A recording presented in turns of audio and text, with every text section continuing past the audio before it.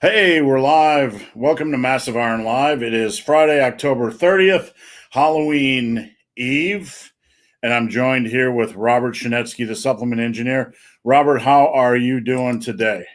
I'm doing great, Steven. Thank you for wearing your Halloween costume today. That's a very scary mask you have going on. Yeah, we're comedians. Let me just check to make sure that this is running publicly on Facebook, and it is. Facebook, for whatever reason, I'll set it to public, and then when we go live, it'll send it to friends only. So, hey guys, we will be on for about 2 hours. If you have any questions, diet training, nutrition, supplementation, off topic, everything is welcome. Please post up your questions and be patient. We'll get to every question. With that said, if we miss your question, we're not purposely skipping you. YouTube does not like us some days. So if we miss your question, post it up. And let us know where you guys are from, where you guys are tuning in from, how things are going with the gym situation for you. Some of my clients in Europe are experiencing gym closures. Again, I have a client in Greece whose gym shut down. I have a couple clients in Germany whose gym shut down. Cases are going up because everybody's being tested. And somehow, because we're testing more people and cases are going up, everybody's panicking. So without getting into all the COVID horse shit, let's ask the question we always ask every week. Who is this guy? What's he doing on Massive Iron? My name is Robert Schinetsky. I'm the supplement engineer. I'm a writer, author, supplement smartass, bourbon enthusiast, mechanical engineer at one point in my life. Help companies identify quality ingredients, and on the consumer side, I do some consumer advocacy stuff. I have a consultation program, and I also help people try to avoid garbage supplements and getting sewed into buying snake oil from companies that are doing disreputable manufacturing and marketing practices. And Robert, I would just like to say right here, this is the reason why I was late this morning. I 2 nights ago, I cut my finger on cutting a tomato, and it was pretty deep. So I ran to take a leak before the live video, and I asked Robert to hop on 5 minutes live to talk about some stuff. And as I was unbuckling my pants, I reopened this thing, and it was like bleeding profusely. I think I lost a gallon of blood. So Robert and I are actually, before we start, Robert and I are actually talking about a couple projects. We're talking about a cookbook, and not just any cookbook. If I do something, I want it to be the best that's available. And we were talking, we'd like to hear your guys' ideas of what to include in the cookbook. Obviously, recipes are going to be a cornerstone, but I would also like to add everything in there, the kitchen sink, different diets, what we think on different diets. Robert was talking last week about fish and where to, information like that would be really, really valuable as well. So I'd like to hear what you guys have to think, what you guys would like added, and so on and so forth. So, Robert, you ready to get in and see what kind of chaos we got going on? Yes, sir, we are. Let's do it. We got Bryan R888. Good morning. The Calfless King. Front squats on novice programs. I'm going to have my quick say, and then I'll let Robert jump in. But no, I think you really got to have a fundamental understanding of a back squat before you do the front squat. And my reasoning is that on a back squat, once you have the bar on your back, you can do a quick visual check and look down and see where the angle of your feet are. And that, without knowing that, without having some time under the bar, knowing where your feet are at, front squats, you really can't do that. So you either have to rely on the mirror in front of you or video it. I'm not saying in all cases you shouldn't do front squats on novice programs, but I really think it's in your best interest to work on your back squat a while, because once you understand back squat technique, transitioning to a front squat's a little bit easier. Robert, do you have any thoughts on that? Yeah, I'd agree with you, Steve. And I'd probably add one other layer to the progression, starting with goblet squats. For like, let's go all the way back and assume like you're a teenager, like 16, 17, 18-year-old. You weren't playing sports in high school.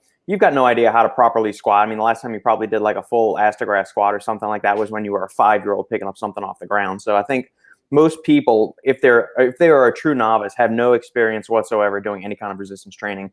I think it might be best to even go back and start at the goblet squat. And once they get like super strong on that, once they can do, half their body weight for like 10 or 15 reps in a set, then we can start moving them up to the back squat or start working it in at that point once they get to a sufficient strength level, because that'll also getting the goblet squat also help reinforce a lot of the core tightening stuff, and it'll help people prevent maybe from dumping over when they're in a squat, since they're going to have to maintain a more upright posture and a tight, tight from nipples to toes kind of thing.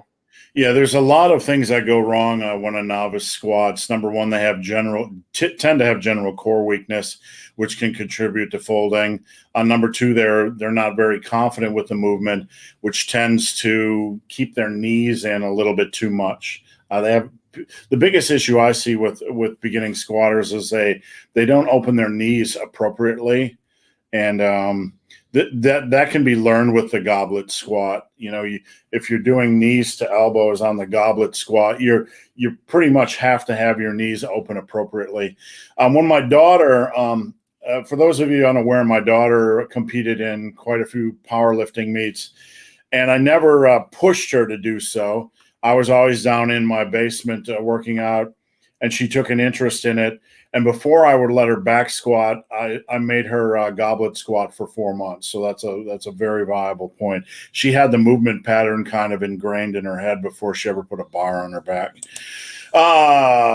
YN drop. Evening here in Greece. How's it going, Greece? I have a client in Greece that's gym closed, but he managed to find one that's open. I'm not sure how he found that loophole, but I'm glad he did. What's going on, Pork Meat? Glad to have you here. We're in partial lockdown for a month on Monday again. Where's Pork Meat located? Yeah, where are you located? I'm assuming it's not California or New York, or I think there's even like Fargo. Was Pork Meat from Fargo? One of our guys was from Fargo, and Fargo was having a lot of cases. So yeah, that doesn't make sense. I mean, the World Health Organization's already come around and said lockdowns were not the answer. This is like 100 million people are now below the poverty line thanks to the lockdown. So for cities still doing that, mayors and dipshit governors that are still trying to enforce this, it's completely ass backwards. Well, the biggest issue I see with all this is that cases are way up. But the cases are way up because we're now efficient at testing people. The Drudge Report was like 91,000 new cases today. Scare, scare, scare. Well, of course there's 91,000 new cases. Everybody's getting tested. That doesn't, if you look at the death statistics, I believe, and anybody can correct me if I'm wrong, just because the cases are way up, the death statistics are pretty much, right where it should be. So. Paul DeVito, greetings from Vancouver, Canada. I'll be up in that area next year for a run if Canada ever allows such things, probably in the fall. Scott Mccarlene from Scotland. I just caught your notification. You're an hour earlier, you little tinkers. Oh, no, we're not an hour earlier. You must have we are exactly at 11 o'clock. I don't know if you guys have daylight savings over there. Or if that's just a U.S. thing, I don't know. So perhaps you changed your clocks. The Calfless King, how much should you double overhand deadlift before turning to a mixed grip? Wow, that's a good question. And, honestly, I've never been asked that question before, so I got to kind of think. Double overhand when you're a beginner is usually fine because the weight is pretty manageable and it's not going to tax your grip strength. At the point where you start to notice grip issues, where you're worried or it's even a focal point at all, I would probably consider double or over under or mixed grip. But more than that, I would highly encourage you to get a pair of Versa grips, not straps. Straps are too much of a pain in the ass to lock in, unless you ever want to compete in the world's strongest grip competition. I would probably recommend you get Versa grips and just go double overhand right out of the gate. For those of you that don't know about Versa grips, head over to my website. There's a miscellaneous section where you can get more information on Versa grips. And mine are literally 11 or 12 years old and still usable. Robert, do you use straps, Versagrips in your training, or just go completely naked? Usually I'm completely buck-ass naked with my training. I'm starting to, the more you talk about Versagrips, the more I'm wanting to try it. Just because I feel like a lot of the times especially with like pull-ups and stuff, and even a lot of the like rows, when we were having a call the other day, I just finished up a pull workout, and for some reason, something is stupid with the left side of my body. Anytime there's like a nagging pain, ache, or something like that, it's always on the left side. My right side never has an issue. My left side is either my shoulder, the forearm, my left knee, whatever. So like this spot on my elbow, always like my forearm muscles always knot up. And I mean, it's because I'm obviously doing something's off with my grip, or I'm gripping it too tight or whatever, just using it too much. But I think I'm going to start getting some Versagrips to do just so I can give some relief to my left forearm, because that seems to be the limiting factor more than anything, especially with unilateral movements. Yeah, one of the beautiful things about Versagrips is you can kind of, instead of gripping the dumbbell or a pull up like this, you can almost relax your grip like this. And I've done rows up to 270 pounds with a slightly relaxed grip. So it almost feels like once you get the vibe for it, it almost feels like you're pulling with a hook. And I know there's people out there that panic. What about grip strength? Don't let a small muscle group hinder your progress on a big muscle group. If your grip is an issue, train your grip after back, but do not let grip hinder your back training ever. Maurice, gyms in Spain are closed too. Spain is one country I believe I only had one client from, but it was very briefly. But I know nothing about Spain. I've actually heard nothing about Spain when it comes to COVID. So, but I'm not surprised. Walla Walla, Washington. My gym is open, getting new clients every week. Online business picking up. Really glad to hear that. I'm seeing some positive things in some businesses that are actually growing or doing better than before COVID. So that's good to hear. Is it possible to squat after meniscus tear? Any experiences? Yes. When I went to train with Donnie Thompson, who used to be the world's strongest man, he told me to take off my knee wraps. And we were doing safety bar squats, and I tore my meniscus, and it was a pain in the ass getting down steps. But it just everything's fine now. I don't have any issues at all. It was a minor tear that I experienced, but I don't have any issues at all. Robert, have you ever dealt with any knee injuries, issues? Knee issues directly? No, thankfully. Although the past 2 weeks, something's been kind of squirrely with my right kneecap. You ever get the feeling like when you're lunging or squatting or doing whatever, like it feels like the kneecap, like it's not sliding as it should, and it just feels like there's tension like on the top and the bottom of it to where it's not sliding properly. And so I can't figure out. I've tried to do some tissue work and some, self-myofascial release in the muscles in and around behind the knee and all of that stuff. And it still feels a little like wonky. Certain movements don't bother, but then like my bread and butter movements, those seem to be nagging it, which is kind of strange. So I'm still not really sure what that is. Yeah, I don't know if it's triggered by inflammation, but Giuseppe, I would say I know power lifters that have had meniscus tears. All things are possible with intelligence and time, so just be patient. Oh yeah, and consult with your doctor, because neither me or the sexy guy to my whatever right or left is a doctor. So all we can say is take it one day at a time. Scott, our clocks went back. Not sure if yours do. Ours probably do this weekend. Usually they do on a Sunday. So if anybody can verify that, I would imagine it would be November 1st, which would be Sunday night. Yeah. A difference between a supplement and a performance enhancing drug. Robert, go. Well, for something to qualify as a dietary supplement, it has to fall under the DSHEA Act, so DSHEA, which was in 1994, I believe is when it was. Basically, the compound has to exist naturally in nature, and it had to be used originally in some kind of food application or some kind of botanical extract application. It could not have been used for a pharmaceutical trial or anything like that. In more layman's terms, is that PEDs are drugs, supplements are natural substances, stuff you would find in plants or nature or individual amino acids. PEDs are anabolic compounds. They are synthesized in a pharmacy, hopefully, and not just brewed up in somebody's, bathtub. But they are, and typically those are injected, unless we're talking about orals. But those are drugs, so their potency is much greater, and the dosage that you use of those is much smaller compared to what you would use for a supplement. And it's funny, Robert, you say brewed in a basement. When you're in the industry as long as I am, and you mingle and travel and prance about the country at times. When I was with Muscle and Strength, I pranced about the country a little bit doing video work.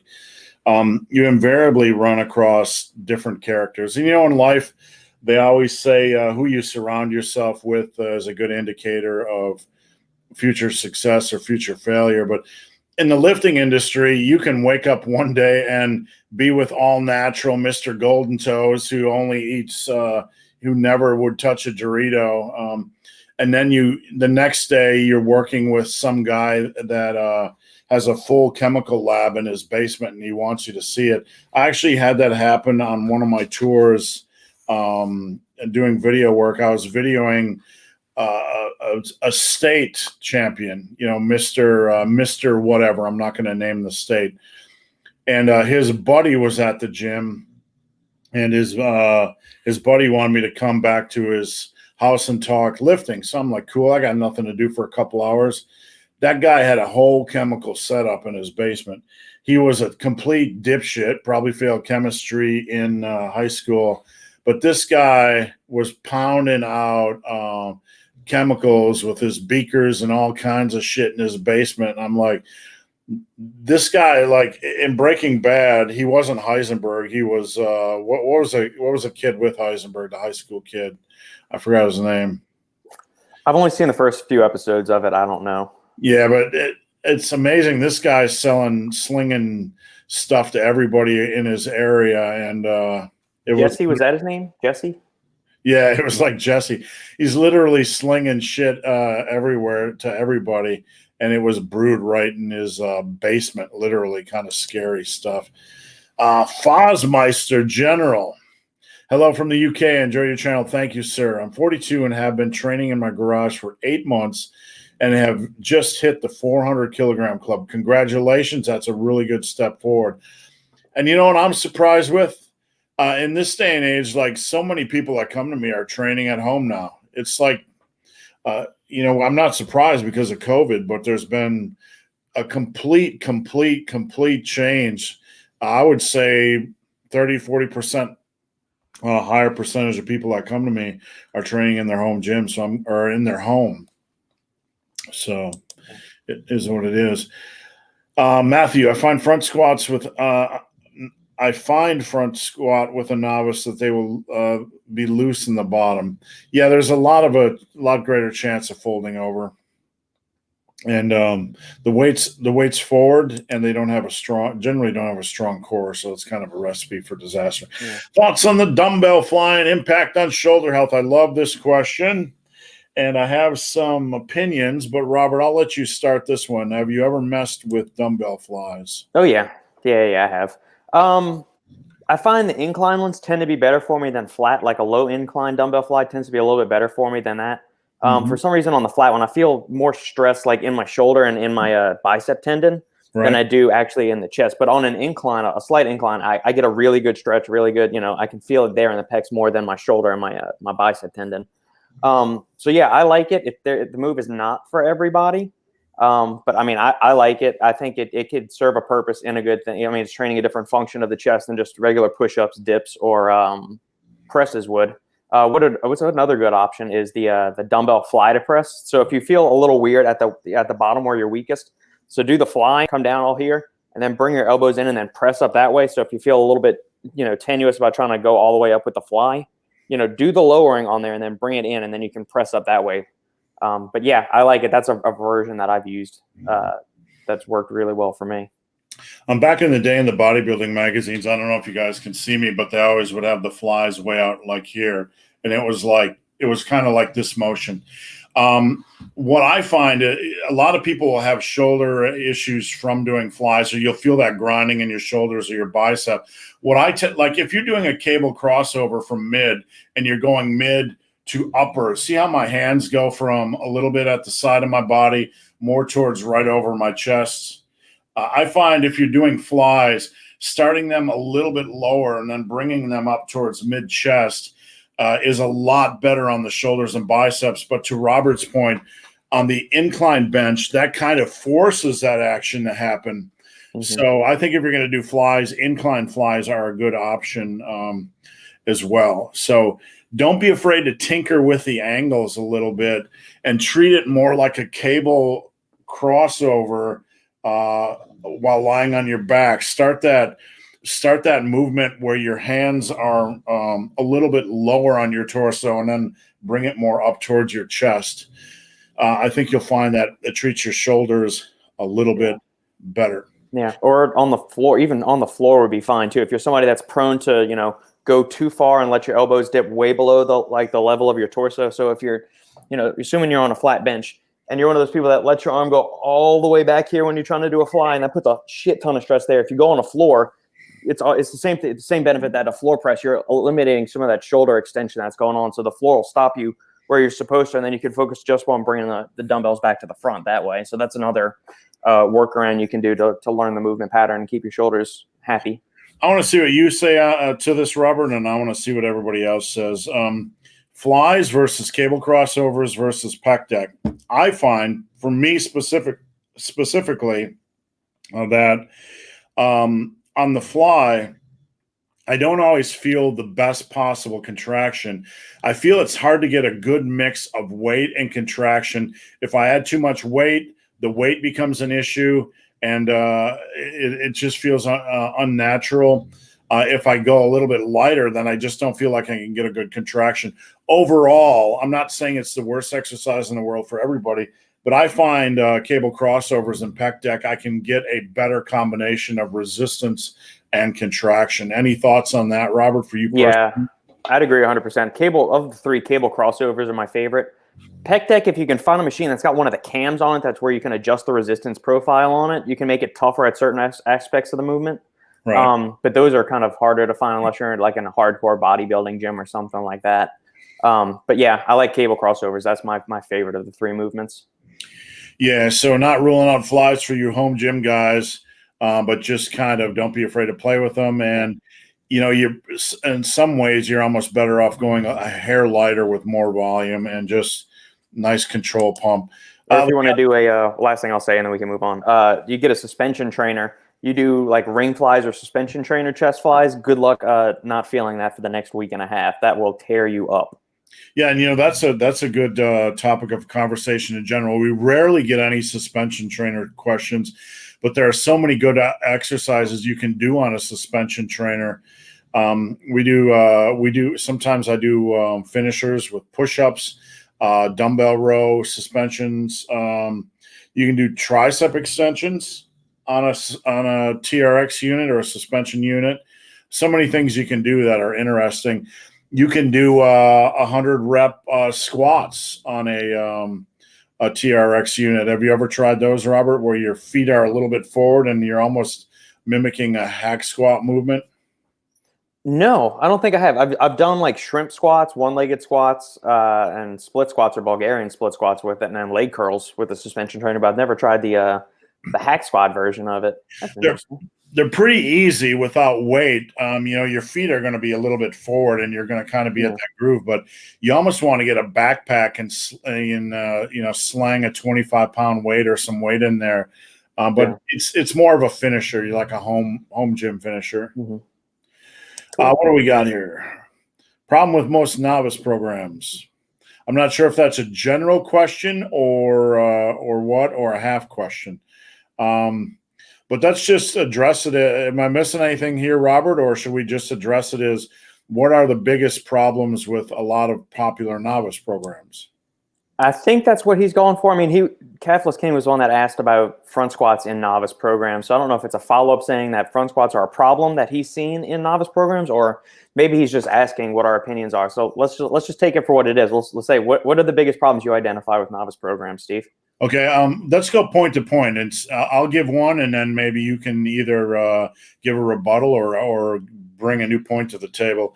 I will say the biggest problem is overworking a compound movement before somebody has a basic fundamental understanding of it, like squatting 3 times out of the gate, go. That's a huge problem. I mean, you really shouldn't be squatting multiple times. It's okay to squat twice a week, but if you're doing it out of the gate with linear progression before you even know, get your squat down, I think some of them are a little too quick. I do not like those that just run out of the gate with somebody doing squats 3 times a week. Robert? Yeah. This might spark some controversy, but I think I've started to come around to the idea, and you've talked about this a little bit, that full body workouts may not be the best thing for a beginner.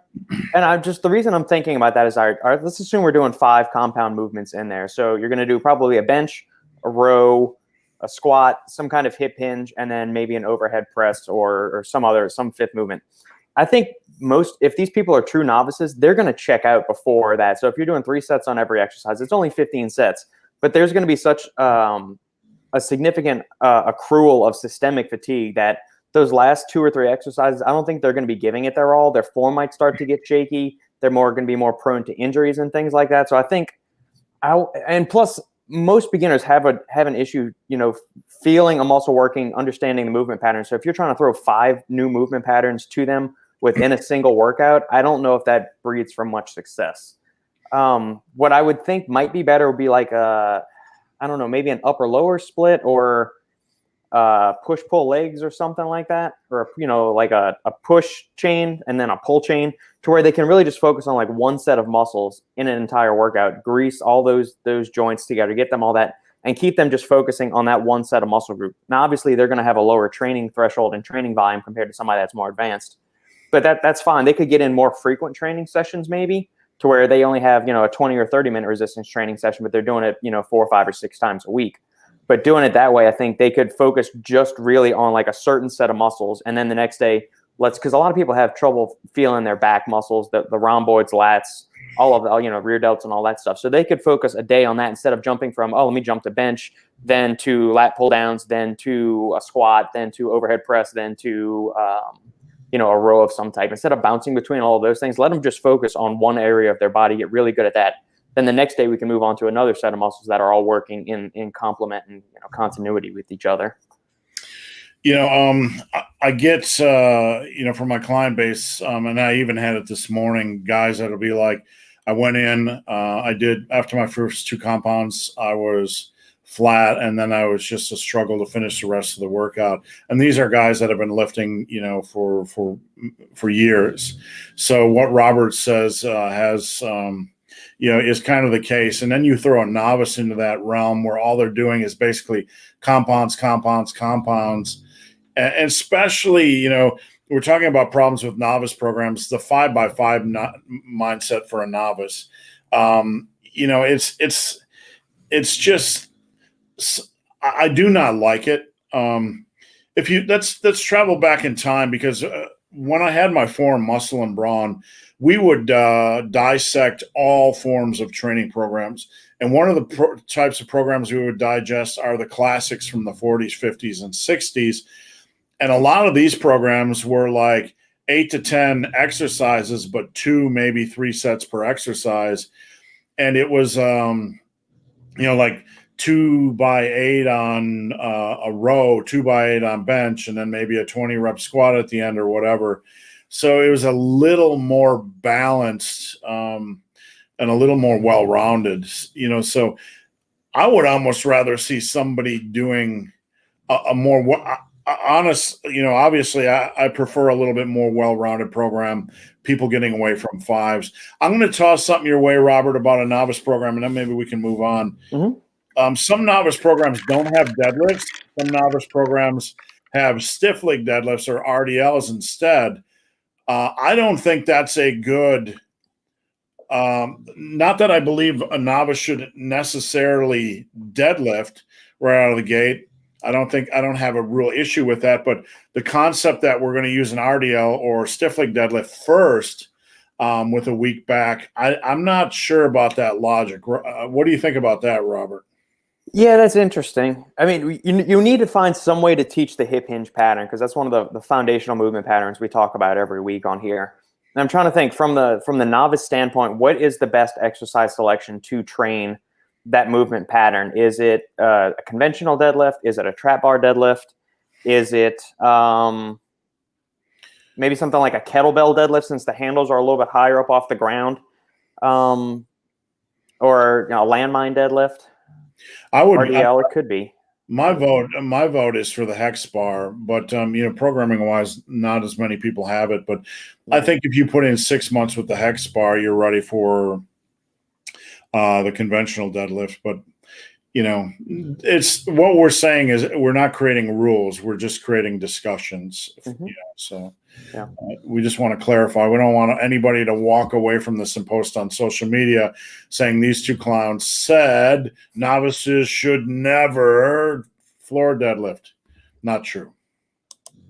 We're creating discussions, not rules. All right. Little Wopaho. Any help with shoulder health? Can't get into position for back squats using safety squat bar now. 9 times out of 10, you post this on any lifting forum or any lifting group, and people will give you flexibility exercises. The real answer is you probably need to lose weight and widen your grip. If you're an older individual, sometimes it can just be harder to get under the bar, and you should just widen your grip. And that's not against the rules. My dog's starting to power snore. Wake up there. All right. You can try I went through this for a year where my shoulders were in pain. And I was just a big fat ass, to be honest with you. It was hard to get under the bar because of your back girth and muscle and all that kind of stuff. So I don't for most people, I find it's not necessarily a flexibility issue. It's either an age issue, a weight issue, or both. So wider grip. If you're working at home, get a buffalo bar or bow bar. I have one here. It's curved. It's longer. It relieves pressures on the shoulders. But safety squat bar is perfectly fine. I have a client that just bought one for the same reason. So, Robert, anything to add? Yeah, I would say there's no reason to change off of this safety squat bar. I mean, if you want to work on your flexibility, your mobility, your shoulder stability, all that stuff, that's perfectly fine. But I mean, unless you are a competitive power lifter or something, there's no reason you have to do the back squat with a barbell. The safety squat bar is a perfectly fine option. It'll hold more than enough weight for you that I'm sure you'll get plenty of muscle building stimulus over the year. So don't force yourself into a certain exercise because you think you have to do it. If you're getting really good stimulation, a good stimulus to fatigue ratio with the safety squat bar and you're hammering your lower body with that and it's working really well for you and saving you shoulder pain, then ride that until that exercise just stops working for you. Don't force yourself into back squats if you don't have to. Yeah, there's two things you want to protect above all, and that's beyond your brain and your nutsack, and that is your shoulders and knees. So you must always defend your ability to think and procreate, but after that, you want to protect your shoulders and your knees. Pork meats in Germany. I got 2 clients in Germany who are struggling with the same thing. And let's see, Scott McCalleen, the year nobody died of old age or flu. Or obesity or diabetes or heart disease or anything else. I'm done. Okay, I'm done. Well, I'll share a story, and I didn't share this publicly, but my mom was sick for 12 days. My mom is 76, and my mom's worked her ass off her whole life. But she's never had a food issue. She's never been a binge eater or an overeater or never lived on fast food or Coca-Cola or any of that kind of stuff. She just naturally kind of put on weight over the years, and she wasn't super morbidly obese, but she was in the obese category. My mom also had high blood pressure, which is a comorbidity, and diabetes. So my mom had 3 comorbidities, and she's 76, and she recovered in like 2 days. So what it really tells us is that if my mom falls into the class that is the most dangerous class, over 75, I think Alan Roberts says it's over 78, but she's pretty close to that with 3 comorbidities.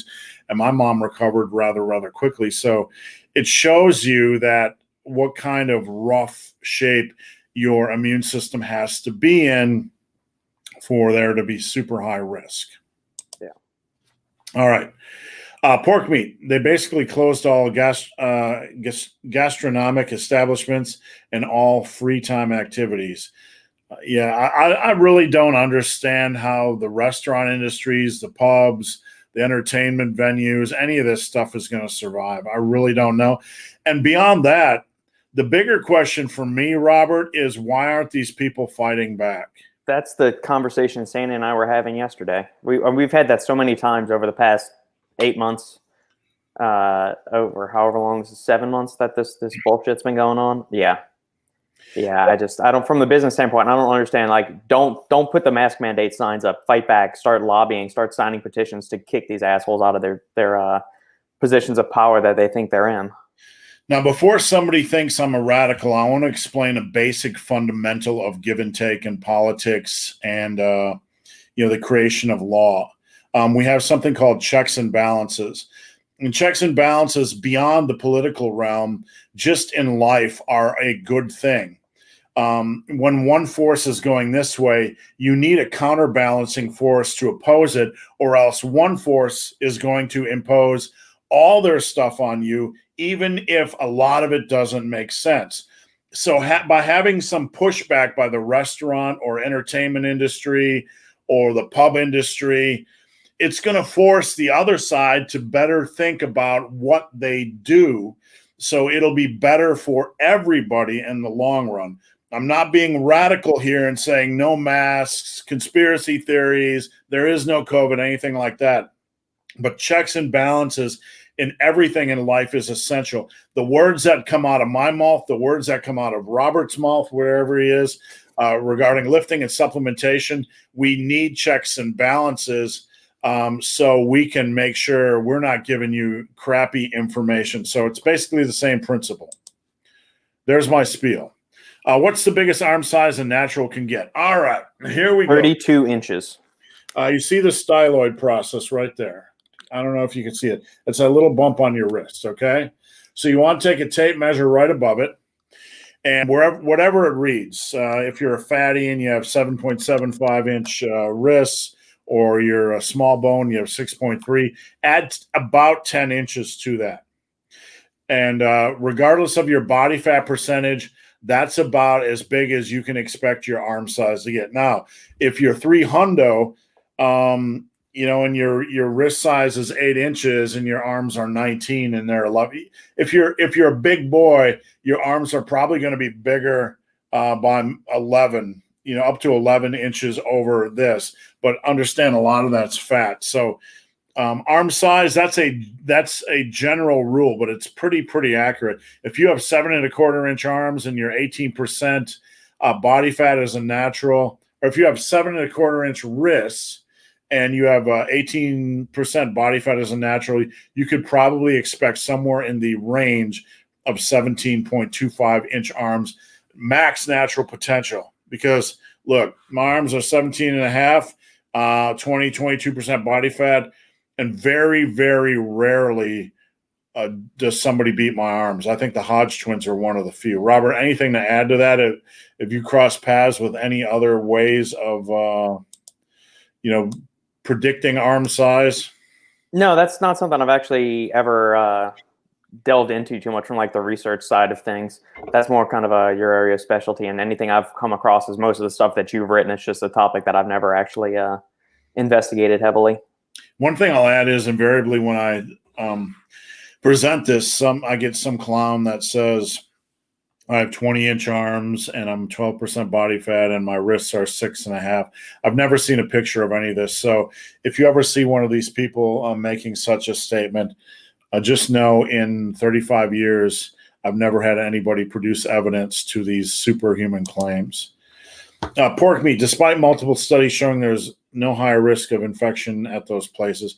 Yeah, I mean, that's true. I mean, we all know who gets sick. People that are over 78 are the highest risk, that have comorbidities. We know the drill. We're all educated by now. So a lot of these random rules make no sense at all.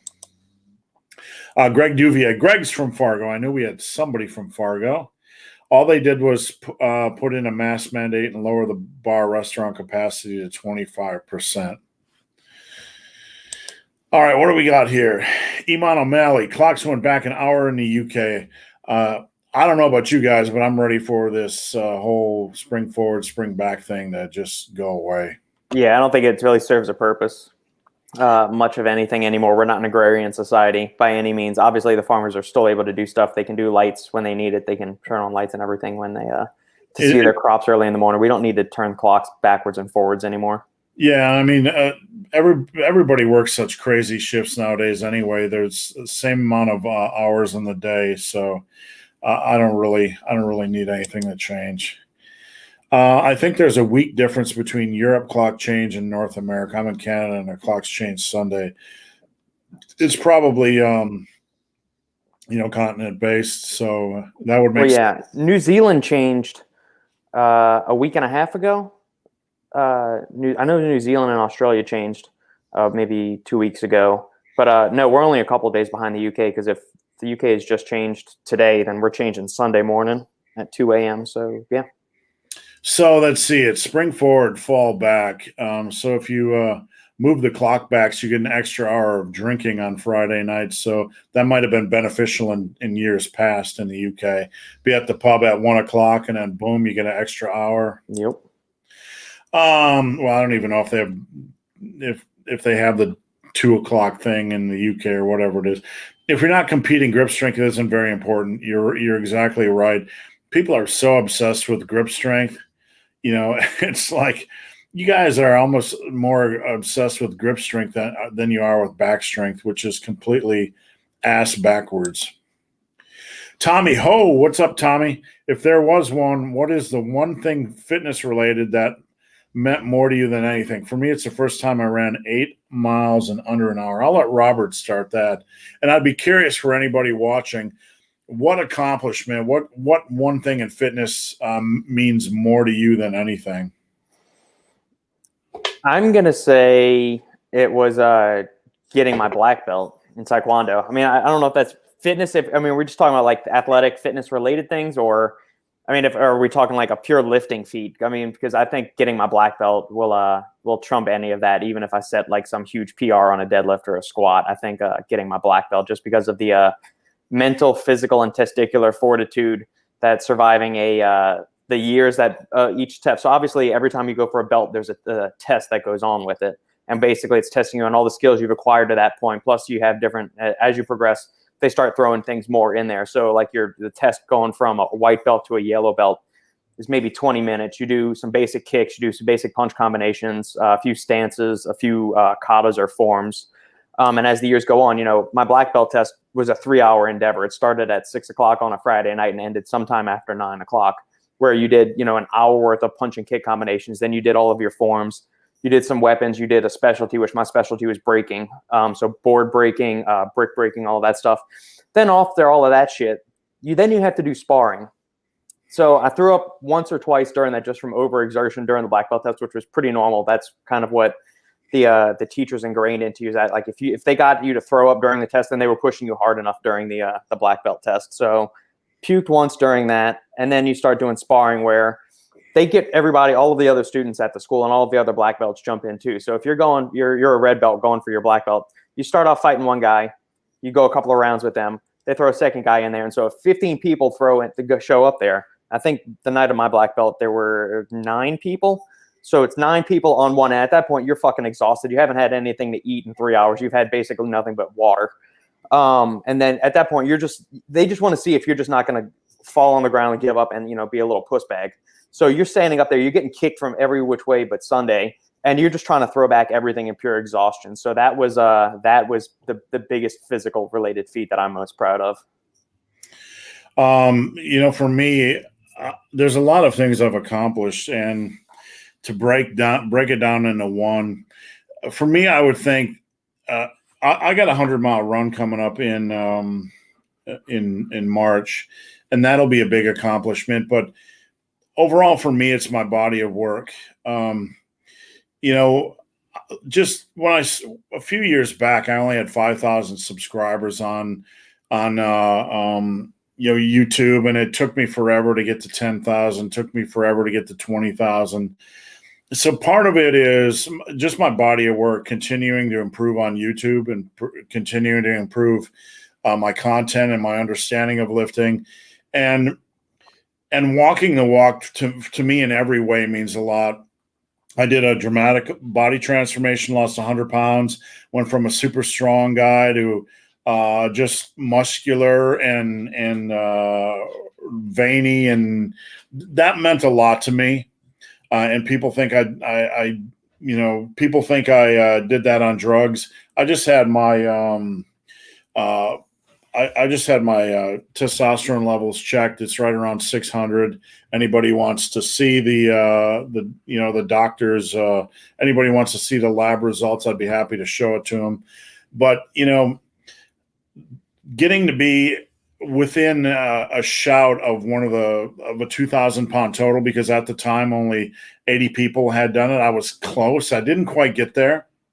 I was close to getting the over 50 world record. I didn't quite get there, but just to be in that discussion, 2,000 pound total, over 50 world record, 100 pounds loss, dramatic body transformation, growing this channel.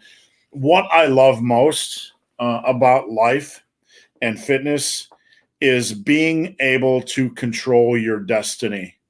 And, not all of us have the same destiny, but, there's some things that you're in the middle of it and you're just, something goes wrong and you have to change directions.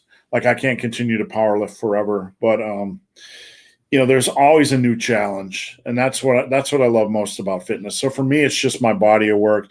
Anybody that talks shit about me can go suck the golden schwanz, because you can just check my resume, and I'm pretty happy with my resume. It speaks for itself. And I'm not perfect. I'm not a world record holder, but anything you guys want, I've done, and that makes me the most satisfied and the most proud. All right, Scott, Robert, I took your advice and tanned a spoonful of pre-workout this morning instead of in water. It saved me dying for a leak during my 10K. Wasn't as foul as I thought it would be. So he just domed it. He did. He dry scooped it. I don't know if tanned a spoonful is Scottish for tried a spoonful of pre-workout or took a scoop of pre-workout dry, or maybe it's a typo. I'm not sure.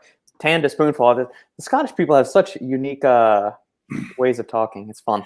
I like it.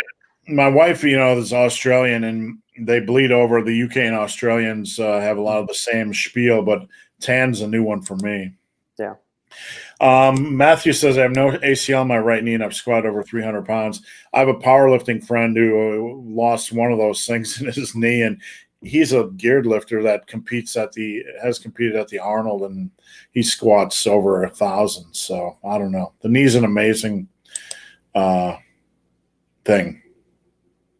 All right, Philip, have you heard of Jeff Nichols? Jeff CSCS. Somewhere along the line I have. I don't really know. I've heard of everybody once or twice, but I can't really recall what everybody's spiel or thing is. Scott Mccarlene, if I made a bodyweight circuit with no equipment, is there any way to work the biceps? With body weights, just straight body weights there is, but you got to get pretty creative. If you have a barbell, it helps a lot. Yeah, I mean, if you can find a tree branch, or you could do some pull-ups or chin-ups, that'll help. Chin-ups, yeah. If you got 2 chairs or something like that, put a broom across them. You can do inverted rows, or you could do like body weight curls with that right there, and put a broom across the top of 2 chairs. That'll work. That would be my 2. That's gonna be your 2 biggest things right there for biceps. Or get like a milk jug, put a whole bunch of sand in it, and just curl the milk jug, or like a 5-gallon water jug or something like that. There's something heavy enough you can find in your home to curl for volume. That's something like a Great Dane or some huge ass dog. Pick that bitch up and start curling that. Yeah, just put a belt around your girlfriend, or you can get these dog carrying things, with the handles. You can curl your dog. Yeah. I'm sure that the animal advocates would love that. But the reverse inverted rows are one option.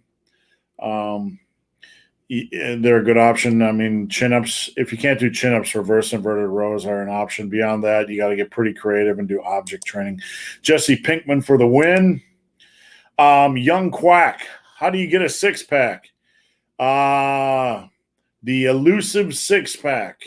You have to have a cutting diet that reduces your food intake until your abs show. Robert? Yeah, that's it. Getting a six pack is purely about getting lean enough to show up. And now, depending on, so there's a pretty significant genetic component to how much your abs are going to pop, or whether you're going to have like a 4, 6, or 8 pack or something like that. That's just the level of leanness you get, and plus how strong your ab genetics are to where how much they pop. Because even some people can get super lean, but their abs won't show through like some other people's will. So and then you can also work on a few ab hypertrophy exercises, some hanging leg raises, some cable crunches. What else? Captain's chair leg raises. Those are another good one. Russian twists, anything like that. Weighted sit-ups, the one that Steve says where you put the barbell over your head and you kind of crunch up and then you go back down. We got to figure out the name for those things. Well, sometimes I just invent names for lifts that I do in the gym, and then I find out other people have done them. Obviously, like I think bulldozer laterals are the only exercise I've actually created that I've never seen done before. But you know, I've had people do. I don't know if you know what Lou laterals are, where you do a plate and you do it overhead. I call them windmill laterals. They're easier than calling them Lou laterals. But look, six-pack. Anybody that has a six-pack, unless they're born out of the womb with one, they have an extremely precise diet. Extremely precise. No string. They got their macros nailed. They're weighing stuff. It all comes to precision and consistency. Hansel, I love how the Hex Bar gets no love in my gym. It's always unoccupied. Exactly. When I go into a new gym, when I'm not training at home, the first thing I look for is try to find that Hex Bar if there's one in there. There's usually one hidden somewhere, and if not, ask the dude or dude S at the counter. Guys, we're 51 minutes in. We'll be about 2 hours. Feel free to post up some off-topic stuff. Robert is a supplement engineer, so if you have any supplement questions, post them on up. Robert sent me a guide to glutamine, which will be going up on my site this weekend. And if you want to know the ins and outs of glutamine, tune in to my website soon. My website address is above my noggin. Robert, what's your recommended omega-3 supplement? The one I usually go for, so omega-3s are hard to come by because you don't really know the manufacturing practices, the storage quality, the storage conditions that a lot of these supplements do. And when omega-3s get oxidized, then they turn rancid. And instead of having a bunch of anti-inflammatory benefits, they start to become pro-inflammatory in the body. So finding a really good quality omega-3 is kind of a challenge just because there's so many shitty ones on the market. This is one of those supplements, like I'll say, creatine monohydrate, get the cheapest one that you can go with. You know, same thing with beta-alanine, caffeine, citrulline malate, whatever. Omega-3s are kind of one of the ones where I say it's kind of worth it to find a really good quality one out there. So one of the ones I usually recommend people to is Nordic Naturals. You can find that on Amazon. That's probably a tab we should add to the website too, Steve, is omega-3 supplements in addition to the pre-workouts and nootropics we got on there. Okay. That'll be a mental note for us. So Nordic Naturals is a really good one that I would recommend. And they've got a bunch of different options that you can choose from. They've got a krill oil. They've got an ultimate omega-3 version. Life Extension is another really good brand as far as omega-3s go. Now, typically, NOW Sports typically offers some pretty good stuff. It's just I haven't checked into their things in a while, and I believe there was a report that some of their stuff didn't quite pass spec. And if you don't feel super confident about fish oils or just regular omega-3s, you can always look up krill oils too. Krill oils might be a little bit better or safer bet. If you guys head over to my website, just want to bring this up. There's a top 3 in the menu. And if you click on the top 3, you look at, we actually have top 5s here, I believe, nootropics, pre-workouts, and multivitamins. These are all the best of the best on Amazon. I've had clients trying Ruthless, Iron Brothers Ruthless. I have clients trying this stuff. If you want to know what the best is to spend your money on Amazon, check out this. If you go over to multivitamins, for example, we got 5 choices. If you go over to pre-workouts, We got 5 choices. If you go over to Nootropics, boom. And if you click on that link and purchase these through Amazon, you give Robert $1 or $2, which he would appreciate. And I would encourage you guys to do for his hard work. So we're going to try to add more stuff over there as time permits. Lee Harris, have you come across any evidence supporting lysine for mouth ulcers? Yeah, so lysine is one of the essential amino acids, one of the 9 essential amino acids that the body uses to synthesize muscle protein in the body, or just various other proteins. So for stuff for neurotransmitters, hormones, organ tissues, connective tissue, skeletal tissue, all that stuff. So lysine's involved in all that. It also plays a pretty big role in gut health and immune function too. And there is a little bit of evidence showing that 500 milligrams of lysine 3 times a day, so a total daily intake of 1.5 grams of lysine, has been able to reduce canker sores and mouth ulcers. You may also want to try some things like with it, vitamin B12 and some zinc as well might also help with that, as there's some evidence to indicate that it could help reduce the duration or onset of mouth ulcers. Robert, I'm going to toss one of my questions in here because I'm thinking about it and I want to get your feedback. One of the frustrating areas of doing coaching, and if anybody's interested in coaching, I have a few slots available. You can head over to my website or just email me, benthebarman@gmail.com. One of the frustrating parts about coaching is that there's a lot of beliefs that are still propagated when it comes to fat intake, cholesterol intake, saturated fat intake. Doctors will be telling clients one thing, and now I got to be the guy to tell them the other thing. I have clients that have been told not to eat cheese, not to eat avocados, not to eat saturated fats, not to eat good cholesterols, all that kind of stuff.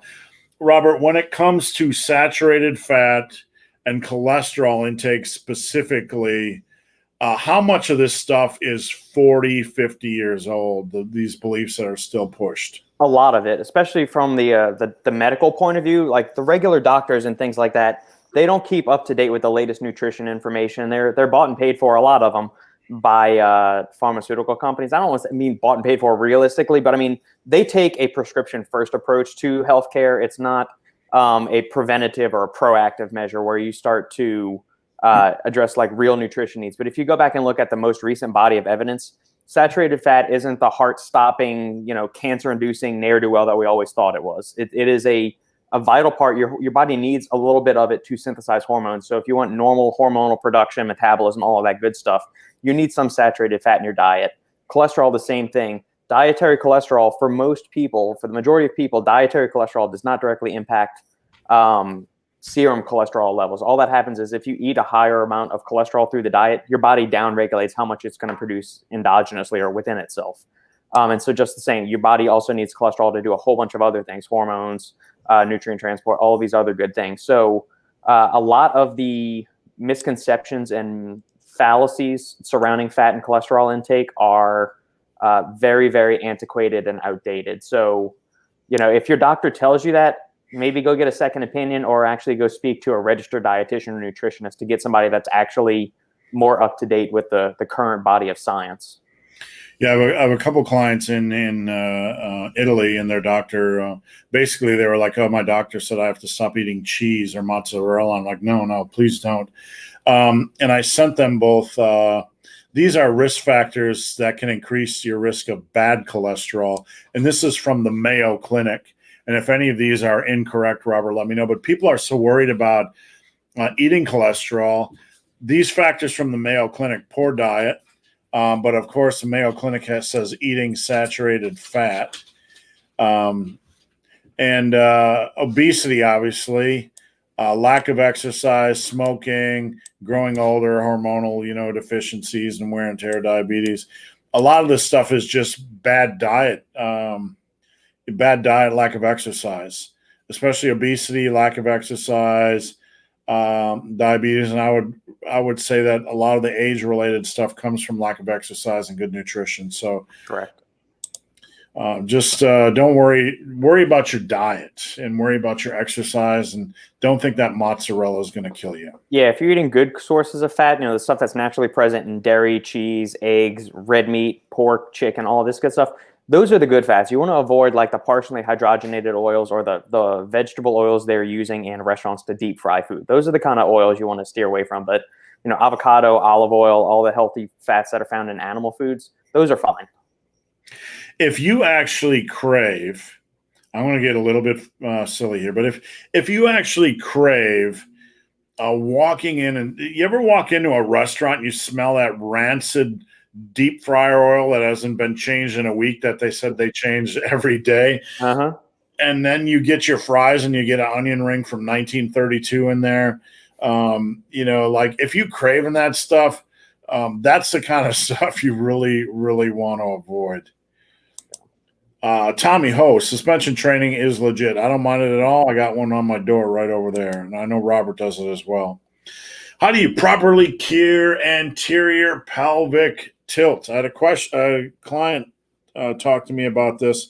How do you cure it? Well, there's a lot of different scenarios and body types and, so on and so forth. But if you're sitting a lot, you might want to take your posture a little bit more serious, take your core strength more serious. I don't know a lot about pelvic tilt. I do know that if you're just talking about day to day, not talking about as far as squatting, just strengthen your core and try to take your posture a little bit more serious. But that's about all I know. Robert, do you have anything to add? Yeah, strengthen the glutes, stretch the hip flexor muscles. And then go check out Athlete X's site because he's got some videos up on how to deal with anterior pelvic tilt and correcting some postural anomalies that are going on with you. The answer to every question is get stronger. Pretty much. As my intensity is increasing, I'm unable to handle the volume I could earlier. We have to dig into what intensity means here. I probably did 18 to 20 sets, and now I'm capped at 12 for major muscles. Well, 12 for major muscle is fine. Intensity means you're increasing in weight, or it could mean your weight relative to your 1 rep max, or that you're doing high intensity techniques. But in general, 12 for major muscle groups is fine as long as you have a progression goal each day. Robert, anything to add? No. Nothing else to add to that one, Steve. Don't overthink it. Have a progression goal each day. 12 for major muscle groups a week is absolutely fine. Yeah. Justin says kettlebell swing. I'll counter that by saying hokey pokey. I don't know. I think that was about the training the deadlift pattern, the hip hinge. Oh, okay. Sorry, I was just being a smartass. Sometimes I lose track of what the responses are for, so sorry about that, guys. How do you avoid running into walls as a late novice? Keep your head up. Yeah. The thing is, you shouldn't be running into walls as a late novice. Here's the thing. Progress naturally slows. And we talked about this a lot. That's not a wall. One thing I have to stress to my late beginners, early or intermediate lifters almost every week is that the addition of 1 rep, if you plug it into a 1 rep max calculator, you go from 165 by 7. Let's do this live right now, Robert. Do you mind? Nope, let's do it. Max calculator. I'm going to show you guys some walls here, okay? Because this is not a wall. This is your lack of This is your lack of understanding of how math works. All right, we got the old 1 rep max calculator in El Poundos. So we're going to take a 165-pound bench press. And we got somebody that does, let's just say 7 reps right now. Okay, can you guys see this? Your 1 rep max is 198. So over the course of a month, you run into a wall and only gain 1 rep. You go from 165 by 7 to 165 by 8. Your 1 rep max increased by 5.1 pounds. You only increased 1 rep. You think you ran into a wall, but you're on the pace to increase your bench press by 60 pounds this year. So at the end of next year, you'll be doing you'll be benching. Your max will be like 265, and after 2 years, it will be close to 325. Robert, would you consider that a wall, or would you consider that a lack of understanding of how progress works?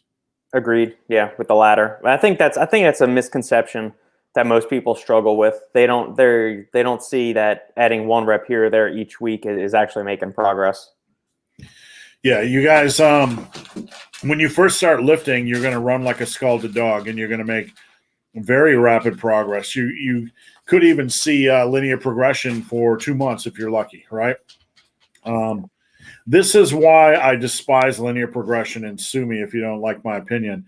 But this right here. Okay, where are we? This right here is real life. Okay, 1 rep a month, and I'm not saying that should be your only expectations. You should. I try to push my clients to get 1 rep a workout, right? Because if they can have that mindset where they're trying to get 1 rep a workout, they're going to get 2 to 3 a month, and that's a huge gain in their maxes over time. But what you guys need to understand is you're not running into a wall.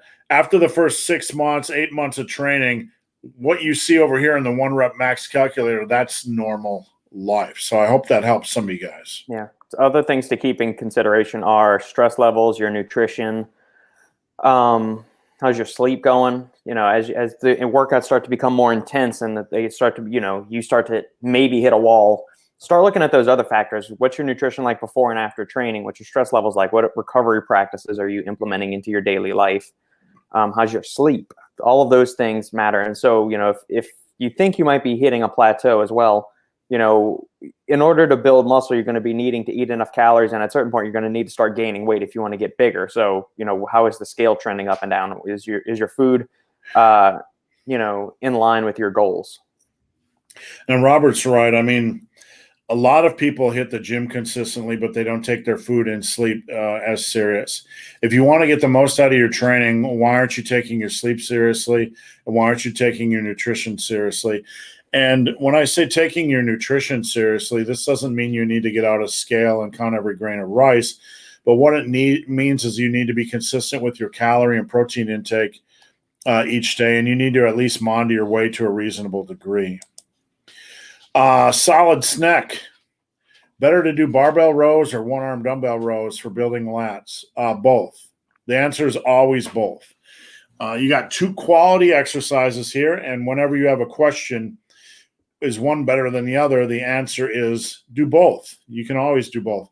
I just made a video about my back training, and my back workouts usually started off with deadlifts, and then the second exercise would be barbell rows week 1, dumbbell rows week 2. Robert, anything to add? No, that's you already nailed everything I was going to say. Do both exercises, and if you're looking for another variation, do the meadows row too. Yep, I started introducing that into a lot of client protocols. When I increase reps in my first exercise, sometimes I lose reps in subsequent exercises. That's pretty normal. But what you want to do is keep pushing, because over time, those subsequent exercises will start to get stronger. So absolutely normal. All right, Mike's got a controversial statement here, and this could lead us down a whole rabbit trail. Business owners aren't fighting back because they're getting rich from PPP funds. No disrespect to Mike Jones. I'm just going to address the comment, and the comment is absolutely incorrect. I am in a downtown area.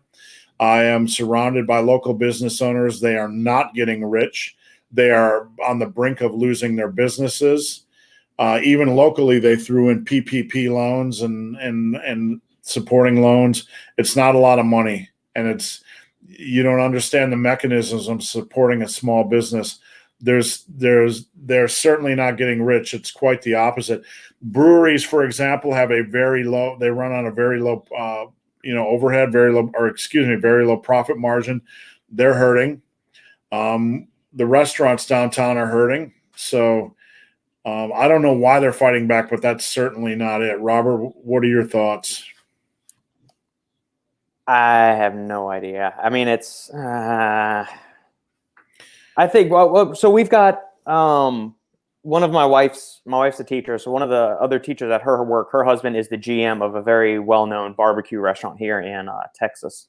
And I was talking to him. We were out at the brewery last week, or one of our favorite distilleries that we go to fairly frequently, if not every weekend, every other weekend, because it's out in Normalville and where nobody's walking around in masks. Everybody's living a normal life. And we said, hey, Eric, how are things at the restaurant? What are things like? He said, man, look, I'm just trying to look out for my employees right now and make sure that they're taken care of because we're just trying to stay afloat with everything. So in that one experience, I'm inclined to believe they're not getting rich off of it. They're doing what they can do just to try to make ends meet and keep open before Czar Adler, the mayor dickhead dipshit that he is, decides to shut them down for no reason again. So I think a lot of business owners are scared to fight back because they don't want to risk their livelihood and get shut down for another 4, 5, 6 months again. So I don't think getting rich is the primary motivator here, at least in my experience. No, certainly not. Sorry, my phone was blowing up and I just realized it was a spam. Right, what do we got next here? Montes. 6-day split versus 4-day split is too much to do a 6-day split. If you're able to, my thing is if you're able to train 2.5 hours a day, you're probably not training hard enough. If you are able to train hard 6 days a week, or if you're able to train 6 days a week, you're probably not training hard enough. Even more than that, I don't see a lot of benefit. Recovery time is important. You pushing more and more and more and more isn't going to increase the rate of progression. It simply isn't. It's very unlikely. You might have spurts here and there, but it's not going to really. If you got your head on straight, 4, maybe 5 days a week max is it. And what I generally tell people that come to me that say they want to train 6 days a week, I say, get a hobby. I mean, seriously, I'm not, ripping on you, Mantis, but you got to get something else to do. Go hiking, go join a swingers club, get a Pornhub premium membership, something. I don't know. Go bowling, join a bowling league, seniors bowling league, meet some hot chicks. I don't know. Robert, anything to add to this discussion? I mean, the question is a little bit too simple. We would need some more details if we're going to try to give it as thorough of an answer as possible to this. Is it possible to train 6 days a week? Yeah, sure. You could train every day of the week if you wanted to. I'm not going to say you should. I mean, you should at least take. If you regulated volume intensity, sorry, Robert. Right. Oh, no, you're fine. So, I mean, do you want to do a 6-day split where you're doing 20, 24 sets every session? No, or I don't. You probably don't have the recovery to do that unless you're really young or, an enhanced individual. But you could, if you're only doing, 6, 10 working sets. So, you've got, if you're doing a push-pull leg split 6 days a week, your first push workout is 3 sets of bench, 3 sets of overhead press, 3 sets of tricep extensions. Then you got 9 sets. You could easily do that in 72 hours. So to where you could work out 6 days a week. But if you're trying to do 20 sets per workout 6 times a week, you're going to grind yourself into the ground pretty soon, I would imagine. I'm going to backtrack a little bit and, approach this a little bit more rationally rather than my irrational response. And that is, how would I do it? If I was training 6 days a week, I would probably really slice it and dice it. So I was only there 45, 50 minutes a day, and it was more streamlined per day. I would have fewer sets per day, but I would have more focus. Mm-hmm. I wouldn't try to do the same amount of volume. And the question is why? One thing I've learned over time is that lifting is like pounding a nail. It takes an appropriate amount of force and pressure and repetitions to get the nail in. But some of you, once the nail is in the board, you keep pounding till the board splits. Yep. And that is the same with lifting. Over time, you're going to beat the living shit out of your body. So you need to stop pounding the nail when it's in the board. And join a senior bowling league and meet hot chicks. They're lonely. Go for it. I'm unfortunate. My grandpa is, oh my God, we're talking about seniors and your grandpa's 80 and I can't go to the gym yet. Okay. Sorry to hear that. What's going on, Neo? Neo is a client of mine. Lindsay Spence. Flexibility is one of the 5 components of fitness. Do we need to take it more seriously? Look, flexibility isn't my passion. With that said, the older I get, the more I can tell I'm more inflexible despite my levels of fitness. So, is flexibility something that is as critical as general conditioning, like heart health or endurance? I would say no. That's my opinion. Is flexibility as critical or important as overall physical strength and bone density? I would say no. But that doesn't mean, it isn't important. There's things I can't do, but I'm not trying, I don't have a lot of limitations. I can still tie my shoe. I can't reach the back of my neck, but that's just because I'm fat and old. I don't know. Robert, what do you think? I think this question harkens do you need to train flexibility to be the point of you're like a college or professional level gymnast, like an Olympian gymnast? Do you need to be that flexible to where you can just drop down into a split at a moment's notice or something? No, I don't think the average person needs to be concerned with that. And plus, if you're doing resistance training and you're using proper technique and a full range of motion, you're getting a bunch of flexibility benefits. Especially you're stretching those muscles under load, which has benefits as far as stretching out the muscle fibers, but also increasing tension on the fibers, which is also going to act as an independent stimulus for muscle growth. So weighted stretching is going to improve your flexibility, provided that you're not shortchanging doing like chump reps on a squat or a bench press or something. So if you're going through a full range of motion, you're getting plenty of flexibility and mobility work right there with it. So if you want to add in some extra yoga on like an off day or something, and help just like chill out at the end of the day, if you want to do some flexibility, or a lot of people deal with tight hamstrings, you can work on that if it's preventing you from like bending over to tie your shoelace or something. But I don't know if it's something we need to rank up there along the same lines as like cardiovascular strength, endurance, and overall, resistance training strength improvements. Yeah, and I don't mean to, piss off any of the flexibility yoga people, because I highly respect what they do. It's not about respect. I wish I had time to mess around with yoga. I really do. Right now, it's hard enough for me to even find time to get in my gym workouts and my running workouts, but I respect it. I just don't think it's as important on the food chain, but mileage may vary. Now, just a housekeeping note on the comments: if you spam random stuff during the live, you'll be put in a timeout. This is an adult group. It's not a group for a bunch of kids. So if I see any spam stuff, which I did, I had 3 straight comments that are just nonsense, you're gone. If you need attention, I would suggest going into a public facility like the mall, stripping down to your underwear and running around screaming. You'll get a lot of attention. You won't get it from me. All right, secondary, and I'm going to turn this into a question. Oh, sure. And we're not going to name names, but somebody posted a question: is so-and-so natural? This is a lifting channel, and speculation, on what people take, how people break the law. Is so-and-so breaking the law? Is so-and-so on TRT? That's not what we do here. But Robert, I'd like your opinion in general on this. When it comes to speculating, like the videos, is so-and-so natural? Is so-and-so natural? There's a lot of them. And I will tell you, I could push that button every week if I just did that, if I just wanted to turn this channel into something that made cheap pennies, but I won't do it. But what do you feel? What are your thoughts, Robert, when you see videos like that? I mean, I just think it's people that are going for like the lowest hanging fruit, just like all the fitness websites that release articles, 10 new chest exercises, the 4 exercise chest workout you need to build massive pecs. I mean, you're going for the absolute lowest of the low hanging fruits out there in the fitness world. I have zero shits to give about whether somebody's natural or not. As long as they're not trying to hawk some supplement saying, take this supplement and you'll look like me in 90 days or something like that. That's where I have an issue with the whole natty and not thing. But if you're coming to ask me, hey, is so-and-so natural? Are they not natural? But I don't care. It's, if they want to take something, sure, that's fine.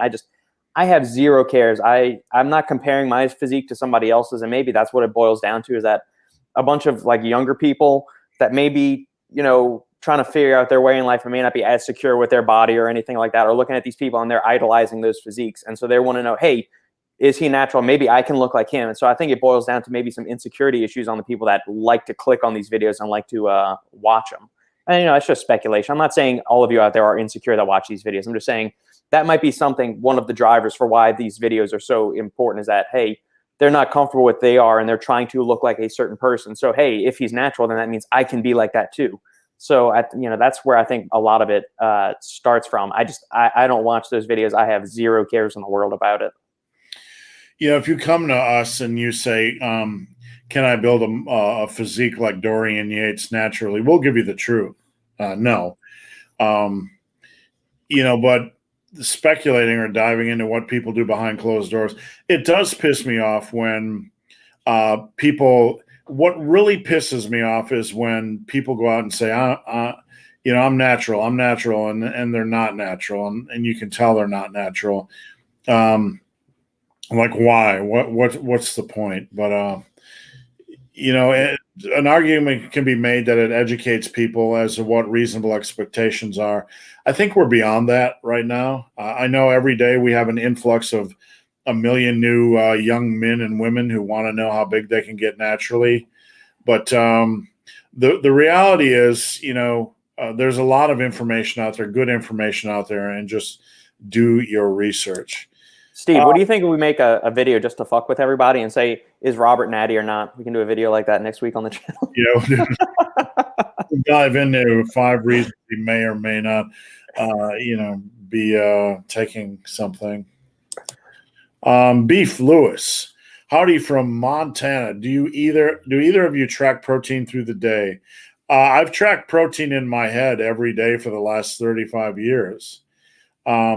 On and off, like not every day. I'm not like, but I try to make sure it's after you do it for a while, you kind of know where you're at. Like, okay, I'm having egg bake for breakfast. I got about 22 grams of protein in that. My Greek yogurt has 12. You kind of know everything, by rote, just by repetition. Do I micromanage it and say I got to eat 152.5 grams or my balls are going to fall off? Nah, I've never done that. There's no need to do it unless you're going to compete. Robert, would you agree or disagree? Yeah, I'd agree with that. I mean, I spent years tracking every morsel of food just because I'm OCD with that, and I like just tracking. It gives me a sense of control in life, and I'm a type A personality, so I like to have as much in control as possible with things. Probably part of my engineering nerdiness as well. So yeah, I tracked every morsel of food I ate for many years. Now the past 6-8 months, I really haven't tracked anything, but I've eaten the same foods so often, and I've eaten the same thing basically for years and years, more or less. I mean, little riffs and spins and tweaks here and there, but more often than not, it's the same shit, just a different day. And so I know how much protein I'm getting. I've got a ballpark, so it's usually 160 to 180 grams a day. Every now and then I'll go up as high as 200, but most days it's probably in like the 170 to 180 category. No, I don't want anybody out there to take me the wrong way and feel like I am in some way insulting or belittling anybody that, tracks their food down to the scale level.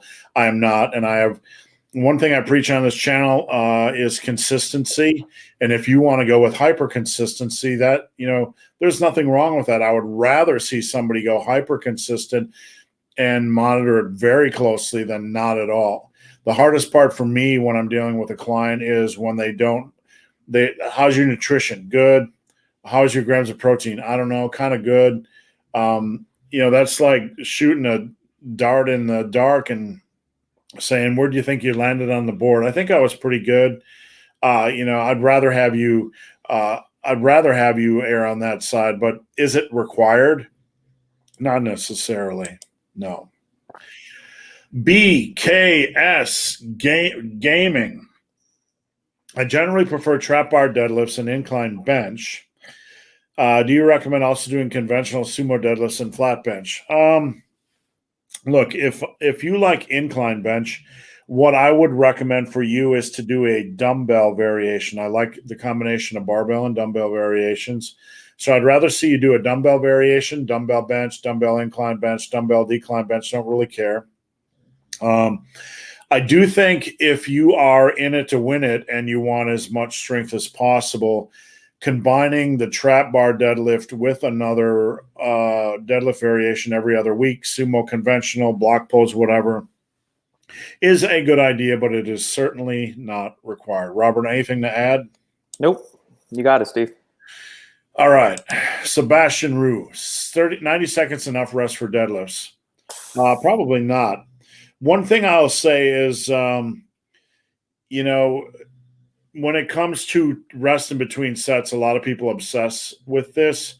Keep it intuitive. My general rule is when you feel physically and mentally ready to go again, go. Some days you're more tired. Some days you didn't wash your socks. You threw your socks in the kitchen and your wife's pissed at you and you're texting you in the middle of a workout and you got to deal with the mess you created. Don't try to create an arbitrary rule. There's no specific rest in between. Like I have to rest 91.2 seconds in between sets of deadlifts to create optimal hypertrophy. Keep it natural, keep it reasonable. Robert, what are your thoughts? Agreed. I was going to say the stronger you get, the longer your rest intervals are going to be as well, because they're just going to be so locally and systemically fatiguing that you're going to need more than 90 seconds. If you're a beginner and you're not that strong, yeah, you can probably get away with 90 seconds of rest, even like if you're doing an RDL or conventional deadlifts. But if you start to get, start hitting heavier weights and things like that, as the stronger you get, the more it's going to tax you cardiovascularly, mentally, physically, in the muscles too. So yeah, it's probably not enough if you're really going for your, approaching close to failure in the 6 to 10 rep range. If you are restricting rest in between sets, and you're doing heavy work, you're going to increase the likelihood of injury when you're doing heavy work. Yeah. I will also add a couple more things. If you're able to rest only, if like after a 10 rep set of deadlifts, you're able to go again in 90 seconds, it's probably not heavy enough. Because that should bust your balls 7 ways to Sunday. There, you can certainly do rest pause training, but rest pause training, when you decrease the rest in between sets, you're going to also decrease the weight. So that is a certainly reasonable way to train. I have nothing against rest pause training, but we weren't specifically talking about that in this context, so I just want to toss it in there. Do barbell rows affect deadlift volume? I was just going to answer the question without the volume at the end. I want to give you guys something to think about. If you can barbell row 405 by 5, what do you think your deadlift is going to be? Just think about that for a second. If you can barbell row 315 by 5, what do you think your deadlift is going to be? So people ask me, do dumbbell rows and barbell rows have carryover? Everything has carryover, right? So do barbell rows affect deadlift volume? I really don't understand the question. Do they increase the potential for you to do more volume of deadlifts? Potentially. The barbell rows are not an easy exercise. So anything you do that has a lot of weight and time under tension can prepare the body to handle volume on another exercise. Robert, anything to add regarding my interpretation of this question? Yeah, it depends on within the same workout. I think one is definitely going to be able to limit your performance or the amount that you're going to be able to do on the other, since they're both so taxing from like a whole body standpoint, and especially on the spinal erectors, like those muscles that run along the sides of your spine, keep your back, in that proper flex position and maintain your make sure you're not snapping your shit up. So yeah, if you're trying to do both of those in there, doing one before the other is definitely going to impair the performance of one, or just impact the amount of volume that you're going to be able to do on that exercise. So you may want to break those up into 2 separate days, or if like you're going to do a heavy deadlift, then do something like a cable row or a T-bar row, where the low back isn't going to be the limiting factor in your ability to perform or lift a maximal amount of weight. Yeah, and Robert, I was thinking in general context, but, in the context of a workout, I'm glad you mentioned that because my brain wasn't in that space. One heavy exercise always will impact the next exercise to come. That's why we have a certain exercise structure. And it harkens back to the question that we were talking about earlier. putting too many compound movements in a workout for a novice. They're not physically conditioned enough to really handle it, and it certainly will, but you have to adapt, and you have to have a progression scheme on that, and use an appropriate weight and just get stronger. The 1 rep max calculator, doing 25 reps with 25 pounds is the same as doing 6 with 35. And that is a perfect example, and a perfect example why doing isolation, increasing weight on isolation exercises is so difficult. Do both approaches build muscle? Progression builds muscle. So, looking at 20 with 25 or 6 with 35, it doesn't really matter as long as you're progressing. But it's kind of a non-question. I mean, if you're doing 6 with 35, that could be dumbbell overhead presses. So yes, that could be build muscle. But 20 with 25s, if you're doing overhead presses and 20 rep sets, I would probably drop the weight. So it's a very complex and muddled question, but anything that has progressive overload in a reasonable rep range will build muscle. Robert? Yeah, anything in basically the 6 to 30 rep range can build muscle, provided that you're taking the working sets and you're taking the muscles to a high level of fatigue. So yeah, we've got that. I mean, it's pretty clear. It's spelled out pretty clear in the literature that from a purely hypertrophic standpoint, both approaches, both lower reps, higher weights, and higher reps, lower weights. And I'm not going to say low weights or heavy weights, because both of them, you want it to be, you want to tailor the weight to the rep range that you're going for. So not a lightweight doesn't mean it's not challenging to you, just it's lighter, and that you will perform a higher number of reps before reaching fatigue or muscle failure. So yeah, both approaches can work. It's just make sure you're taking those, like if you're working with lightweights, make sure you're taking that basically till failure. If you're working with something that is like a 6 to 10 rep max, you can stop, 1, 2, 3 reps short of failure and still get as powerful as a stimulus. That's the thing. Just induce high levels of fatigue in the muscle, make them tired, make them, start to shake, quiver, and do all that. And yeah, both approaches can work. If you look at like my power muscle burn program and any real program that I design, you'll notice there's a myriad of rep ranges and so on and so forth, and a myriad of exercises. The question could be, could I just do 1 set and rep exercise, like German volume training, 8x8, Garanda, 10x10 German volume training? Or should I vary the exercises and the rep ranges? I always lean towards varying the exercises and rep ranges, more methods of stimulus, more methods of attack. Certainly German volume training and an 8x8 Garanda style are fine. But I'd rather have you doing more exercises and a myriad of rep ranges than just just oversimplifying things. But there are seasons for everything. Right now, with my running training, I have it super simple. I'm doing 8x8s on my big compound movements, and then doing a couple other smaller exercises afterwards. So, all right. A topic that triggers me. How much does bench volume affect front delt volume? I am not a fan of front delt work at all, unless somebody has a unique condition. Every experienced lifter I've ever met has overdeveloped front delts and underdeveloped rear delts. Not everyone, but their front delts are generally overdeveloped and the rear delts are rather mediocre because of the bench press and pressing focus. If most people don't have a reason to train their front delts with any direct work. So I'm trying to make sure I don't miss anything. Front delt volume effect. Robert, am I missing anything here? Are we look? I don't think so. You really don't need to do any kind of isolation work for the front delts. I mean, you're going to get more than enough stimulus doing all kinds of push-ups, dips, bench presses, dumbbell bench presses, overhead presses, pike presses. All of that stuff is going to stimulate the front delts substantially. So you don't need to worry about your front delt volume. Don't even think about it in that context. Just make sure you're hitting heavy presses vertically, horizontally, and at an incline if you want to, and your front delts are going to get more than enough work. I'd more worry about your back volume being greater than your chest volume in the scheme of things than worrying about adding it. If you're going to do front delt volume, I'd take that and just have you put it on your back volume.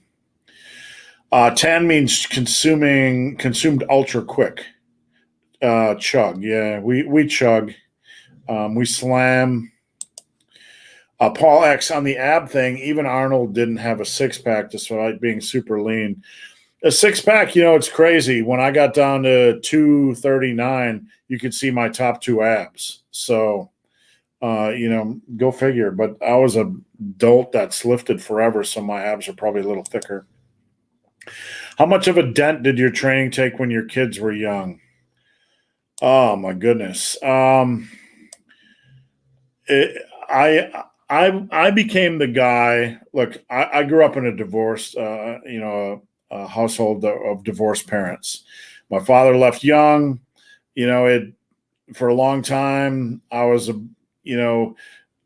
victim. I played the victim card, all kinds of stuff. So when I had kids, I wanted to be the superhero for them, the father that did everything for them, right? And my life and my hobbies and my lifting took a back seat for about 5 years. So that was more my decision.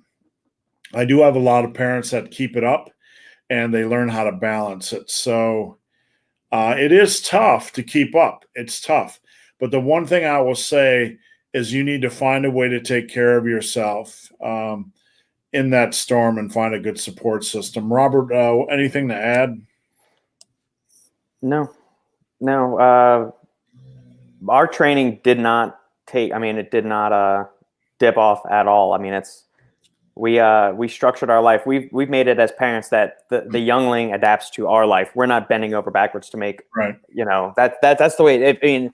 Do you want to grow up and have your kid be an entitled, rich little snot? I mean, no. That's why they kind of need to learn their place in the pecking order of the world. Say, hey, make time for yourself also, because that's going to be, you need time. You can't let your body slip. You can't let your nutrition slip, your hobbies and all things like that, because yes, your child is very important. It is your job and duty as a parent to raise them as you see fit and try to make them, a good human being and all of that other stuff. I don't want to get too moralistic or anything like that or principled. But make sure you're making time for yourself. If you have passions and stuff like that before you had your kid and they're still important to you, then make time to do that. And also figure out ways to incorporate your kids into your training. So like when Sandy and I are doing our upper body workouts on Saturdays, our halfling's in there hanging off of the suspension trainer or the dip bars or anything like that. She's picking up like the little lightweight dumbbells, like a little 5 pounds, or the adder weights that we use in the power blocks or something. Just expose it to that. It can be tough to keep up. I know my younger brother struggles. He's got 4 kids and he's that, but it's, you make time for what's really important. And if you're serious about your training, you'll figure out a way to get it done. It's just, organizing your day, staying on top of your schedule and all that, and trying to make it as seamlessly integrated into your lifestyle as possible. Yeah, there are certainly issues like sleep deprivation and new challenges like restructuring your or taking time management seriously. We all need downtime, relaxation time, finding time to, you might have to sacrifice some TV time or video game time or whatever you do during the week. Because I find a lot of folks that have kids, at the end of the day, they just want to pass out and watch TV for 2 hours. And I get it. But we can also get into the whole topic of child worship, which is, it used to be, and when I grew up, the adults did whatever they want. And I posted on this week. They'd just tell us, go outside and play. I thought that was my name for about 10 years. Go outside and play. Or stop slamming the door. Or get in or get out. Get in or get out. Stay in or stay out. Right? So our parents just said, get the fuck outside. Hey, I want a snack. You're gonna ruin your dinner. Get the fuck outside. But in this day and age, it's child worship, so it's a little bit unbalanced on the other side. All right, Paul X, on protein timing, they say about 5 meals a day is optimal. Here we go, Robert.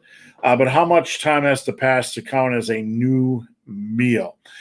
Robert, I'm going to start off with this because I wrote an article on this, and you can fill in the cracks or tell me where I'm wrong. When you digest, the whole concept that we have to be very specific about protein timing, when food is digested from the stomach, it's turned into chyme, I believe you pronounce it. And that enters your that's in your intestines. And the digestion of that chyme is slowed or sped up to maximize nutrient digestion. It's not just going to all flood out. So it's all in your intestines. It'll be slowed down and sped up accordingly. And there is some waste, some inherent waste in the system, but you do not have to worry about protein timing, meaning I have to eat 5 meals a day every 2.3 hours. Robert, what could you add to this discussion? I would say around 5 meals is optimal. It's a sliding scale, so it's anywhere between 3 to 6 meals a day. So four is probably, like, if you're serious about muscle building, I would say 4 to 5 is probably where you want to go. Time has to pass until a new meal. Usually the refractory period for digestion, assuming you're eating like a whole foods mixed meal that's got protein, carbs, fats, and a decent amount of fiber in there, it could take anywhere between 4 to 6 hours to fully digest. So you want at least probably 3.5 to 4 hours, maybe up to 5 hours, so you can get those generally the spikes, the ebbs and flows of protein. So you want to be able to spike, let it come back down to baseline, then spike it again, then let it come back to baseline. You'll get a better, more robust stimulation of mTOR and protein signaling pathways in the body doing that. So it's not 2 hours. It's more along the lines of like 3.5 to 5 hours. And then as far as protein content per meal, anywhere in like the 30 to 50 gram range of protein, depending obviously on your body weight and needs of that sort. So 4 to 5 meals a day, sure, every 4 to 5 hours is going to be optimal. And a lot of this has to do with your metabolism. Yeah. Me with being a bigger guy and running, I try to listen to my system. So I eat 400 calories first thing when I get down to my office. And then sometimes within an hour, I'm eating another 400 calories. And then I don't eat for 3 hours. And then I might eat 600 calories and then another hour and a half later. It really depends on, my hunger. Sometimes that it ebbs and flows a little bit. Yeah. When tanning your shake, you should do it in a Wanner. We'll take your word for it. That was a Wanner. Yeah, it sounds a little bit like flogging your something. I don't know. Do you think it's okay to take a week off of the gym, keeping nutrition in check, if you're regressing in strength?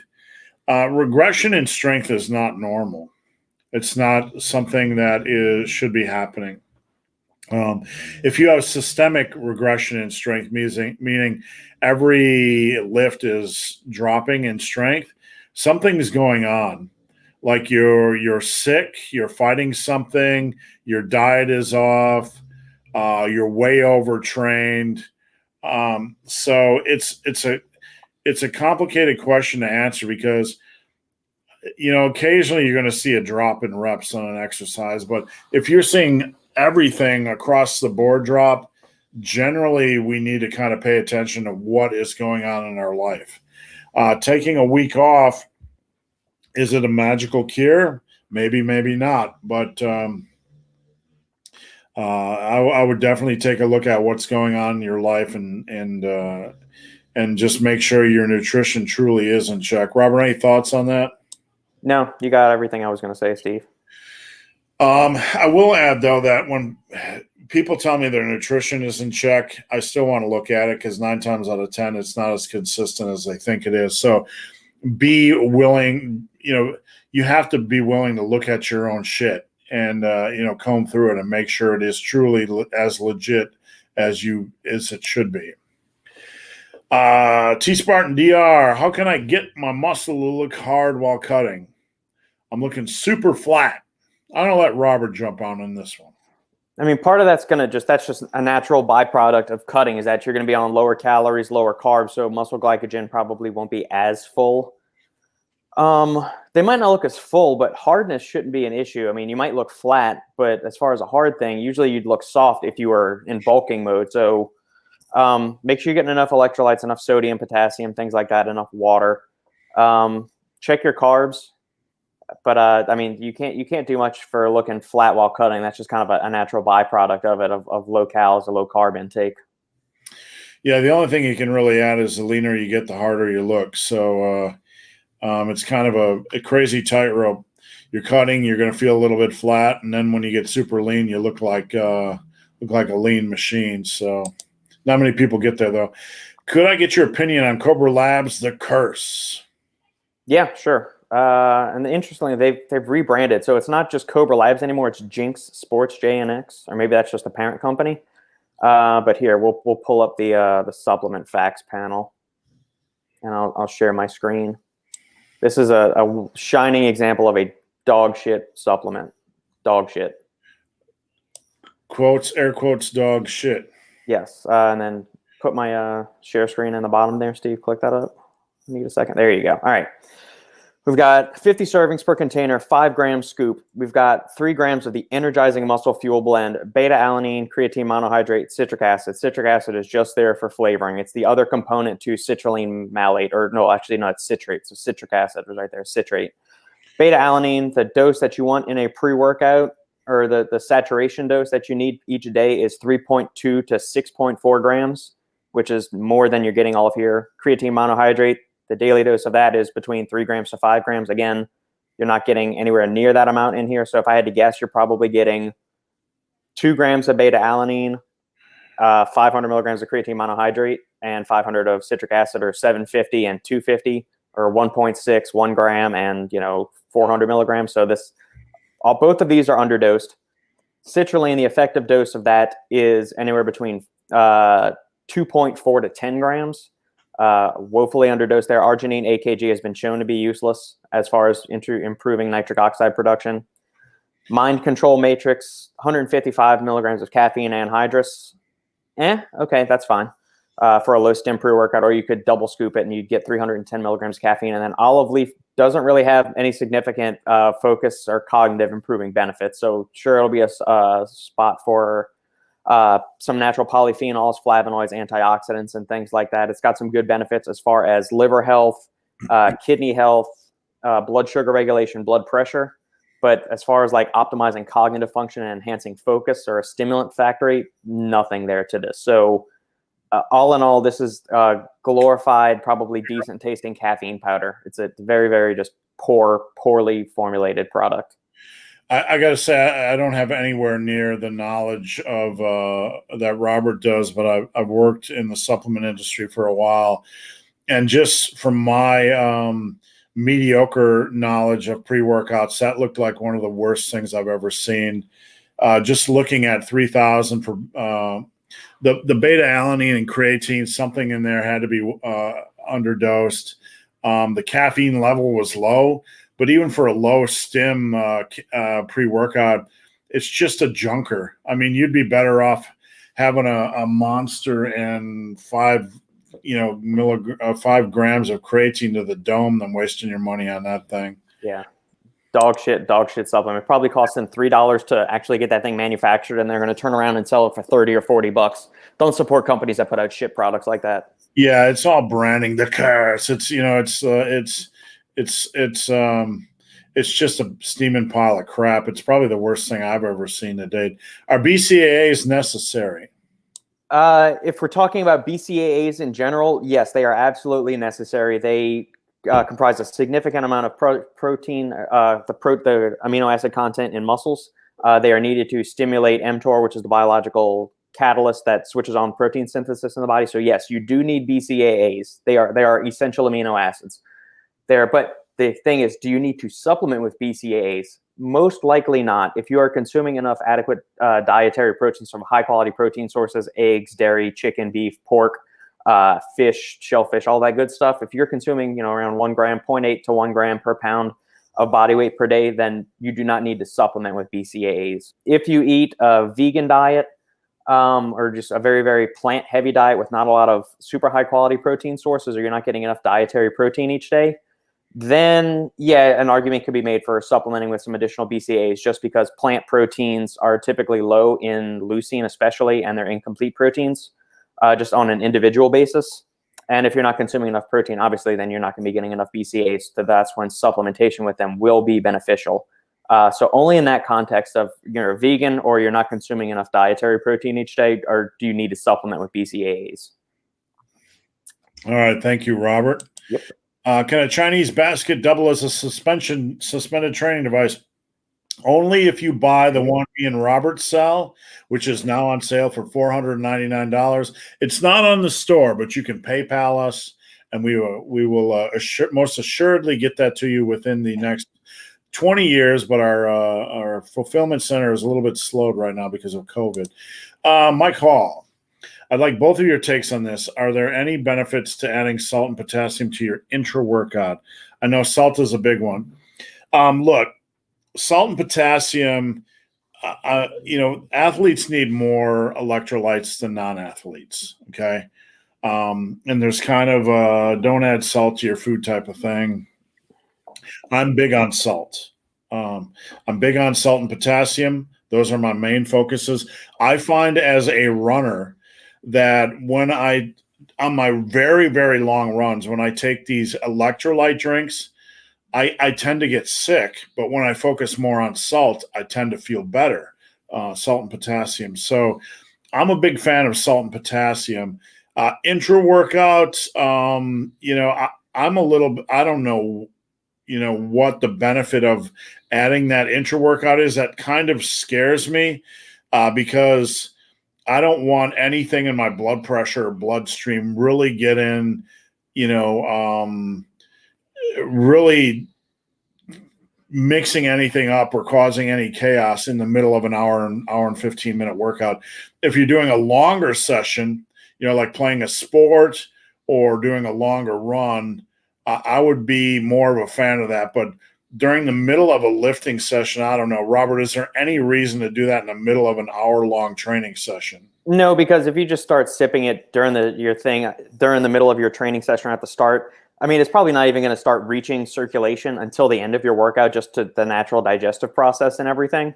Stan, we got to look at the context in which Stan is saying these comments, or he's advocating salt. Powerlifters are typically training for several hours on end, and plus he's also works with a lot of outdoor athletes, CrossFitters, strongman type athletes that have multi-hour training sessions in very hot, humid environments, or he's working with athletes that are involved in competitions that are outdoors in the heat. So they're going to be having considerable amounts of sweat, electrolyte losses, fluid losses throughout the day. So in that instance, yeah. And most people typically probably don't consume enough electrolytes. I would say like your average American that just eats a crap diet is probably not getting enough essential electrolytes anyway. But I think for the average individual that is consuming a healthy diet, like the people that tune into the Massive Iron Channel and all that stuff, I don't see the need to supplement with them. Is it going to hurt at all? No, likely not. And the amounts of electrolytes that are pixie dusted into most amino acid supplements isn't going to have any tangible effect one way or the other. Could you put it to some pre-workout shake? Sure. But you got to look at hydration as a 24-hour process, just kind of like glycogen resynthesis and replenishment. It's not just loading up with a bunch of water, 15 minutes with your workout isn't going to fully saturate your cells to the degree where if you had been properly taking electrolytes or, your fluids in throughout the rest of the day leading up to your resistance training session. So benefits? No, I don't see there's any immediate benefits to that happening. It might help with the pump a little bit, but you'd still need to take that maybe, 30 to 60 minutes before your workout to really get the benefits of it. Thanks, Robert. Stein, do you guys believe in post-workout protein carb shake? Do I believe in it? I believe there's some research to back this, correct, Robert? Yeah, the issue with that is that, not the issue, but the caveat is, it depends on what your nutrition was leading up to your workout. So how big of a meal did you have before your workout? If you had one at all, how far was it before your workout? So if you have like a bowl of oatmeal with peanut butter and some nuts and berries and a scoop of protein, like an hour before you go hit the gym, your body's still going to be, and then you train for an hour, hour and a half, even 2 hours, your body's still going to be in that post-absorptive state where it's still digesting, absorbing, and utilizing all of those nutrients and shuttling it to the various tissues and muscles and organs of the body. So in that instance, no, you don't absolutely have to have a protein and carb shake. Most of the post-workout research is done with people that didn't have proper pre-workout nutrition or weren't consuming enough protein during the day.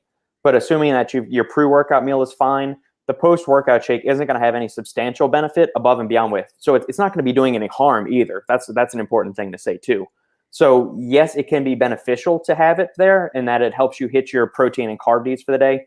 But if you had a decent pre-workout meal before your training session, I don't think you really need to be concerned with any kind of anabolic window or anything like that. It's a much broader time gap. It's not this like 30 minutes after your workout, you've only got this amount of time to get your protein shake in and then you lose all your gains. It's not like that at all.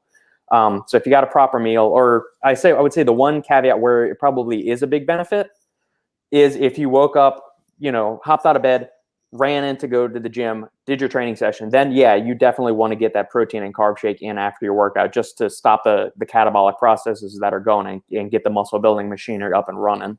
That would be the instance where I would say it's more imperative than anything. But if you had a normal meal right before your training session, you're fine. You don't need to make it a hurry to have a slam shake. You could just have a regular meal if you wanted to. Robert, it looks like we're going to hit about 2 hours and 30 minutes today. We had a lot of questions in the queue, so if you need to go at all, just let me know. I got nothing else to do today, Steve. I'm just with you, man. All right, Jonathan Joseph, I think the shoulder press is more important than the regular bench. This is something that's tossed around a lot, especially by more classic lifters when the shoulder press was more prominent. I was told the guillotine press was better than the flat bench. I've done the guillotine press over the years, but you have to stop it, like a certain number of inches above your Adam's apple. I don't like it's more important. More important for what? Yeah. I mean, you need both. You need both. You need both vertical and horizontal pressing, just like you need both vertical and horizontal rowing. So, I respect your opinion, but I would say that a reasonable look is that they're both needed. You need both pressing planes. Freddie Mercury, I have a bicep tendon strain. Should I adapt my upper body training or just rest? If it's something severe, you probably want to avoid bicep training directly for a couple of weeks. With that said, bumps and bruises are part of the process, part of the strengthening process. They happen. They're nothing to be inherently feared unless they're recurring. And you should absolutely listen to your body during warm-ups, and anything that aggravates it or pushes it into the holy fuck zone needs to be unpushed out of the holy fuck zone. Robert, anything to add? Yeah, I was going to say, it all kind of depends on what grade the strain is. There's different grades. So is it more just like an inflammation, like a tendonitis kind of thing, or is it an actual strain where there's some structural damage to the actual tendon? In that case, if it's a severe thing, like Steve said, just give it some rest. If it's just more of like maybe some inflammation or something, maybe experiment with some different grip things, especially for like a upper body pushing and pulling stuff. So you could do, move from a neutral grip chain. If you're used to doing pronated movements, which that tends to bug my bicep tendon more than anything, switch to a neutral grip or a supinated grip. With presses, you could do the same thing, move to a more neutral grip instead of the pronated grip, or get, if you're doing vertical presses, get in a neutral grip and go up that way. That all depends on the intensity of the strain and how much pain you're feeling. Thanks, Robert. What do we got here? I do weighted explosive pull-ups for lats. I was told dumbbell rows can cause a hernia. I don't like explosive pull-ups because, anything that involves the biceps, I would be very, very careful about. If you're explosively driving your elbows back, I could see that. But if you're so skilled that you can easily do pull-ups, I would rather have you progress to weighted pull-ups, or I like being in control of certain movements. And I can't say that I'm a fan of explosive pull-ups. I was told dumbbell rows can cause a hernia. I think anything similar could cause a hernia, just like any pressure change could cause a tornado. But, it's like you can't live in a box where you're afraid that you could basically do that with every exercise. This exercise could cause an impingement. This exercise could cause a knee imbalance. This exercise, squats every exercise could cause something. I don't believe you can live in that box. Robert?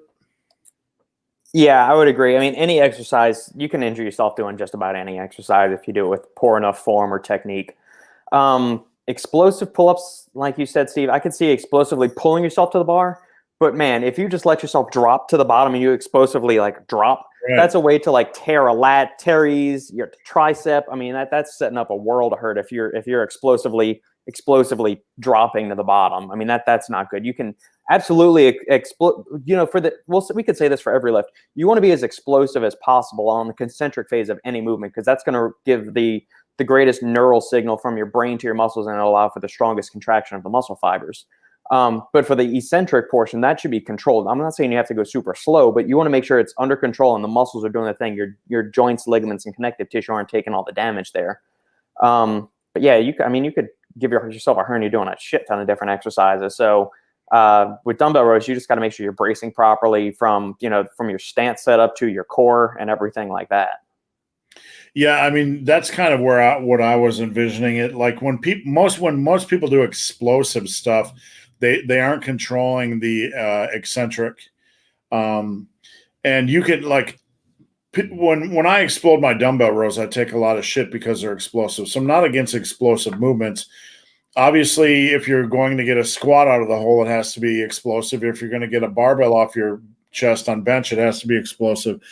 But you also have to have a controlled eccentric. So what Robert said is basically the crux of the whole discussion.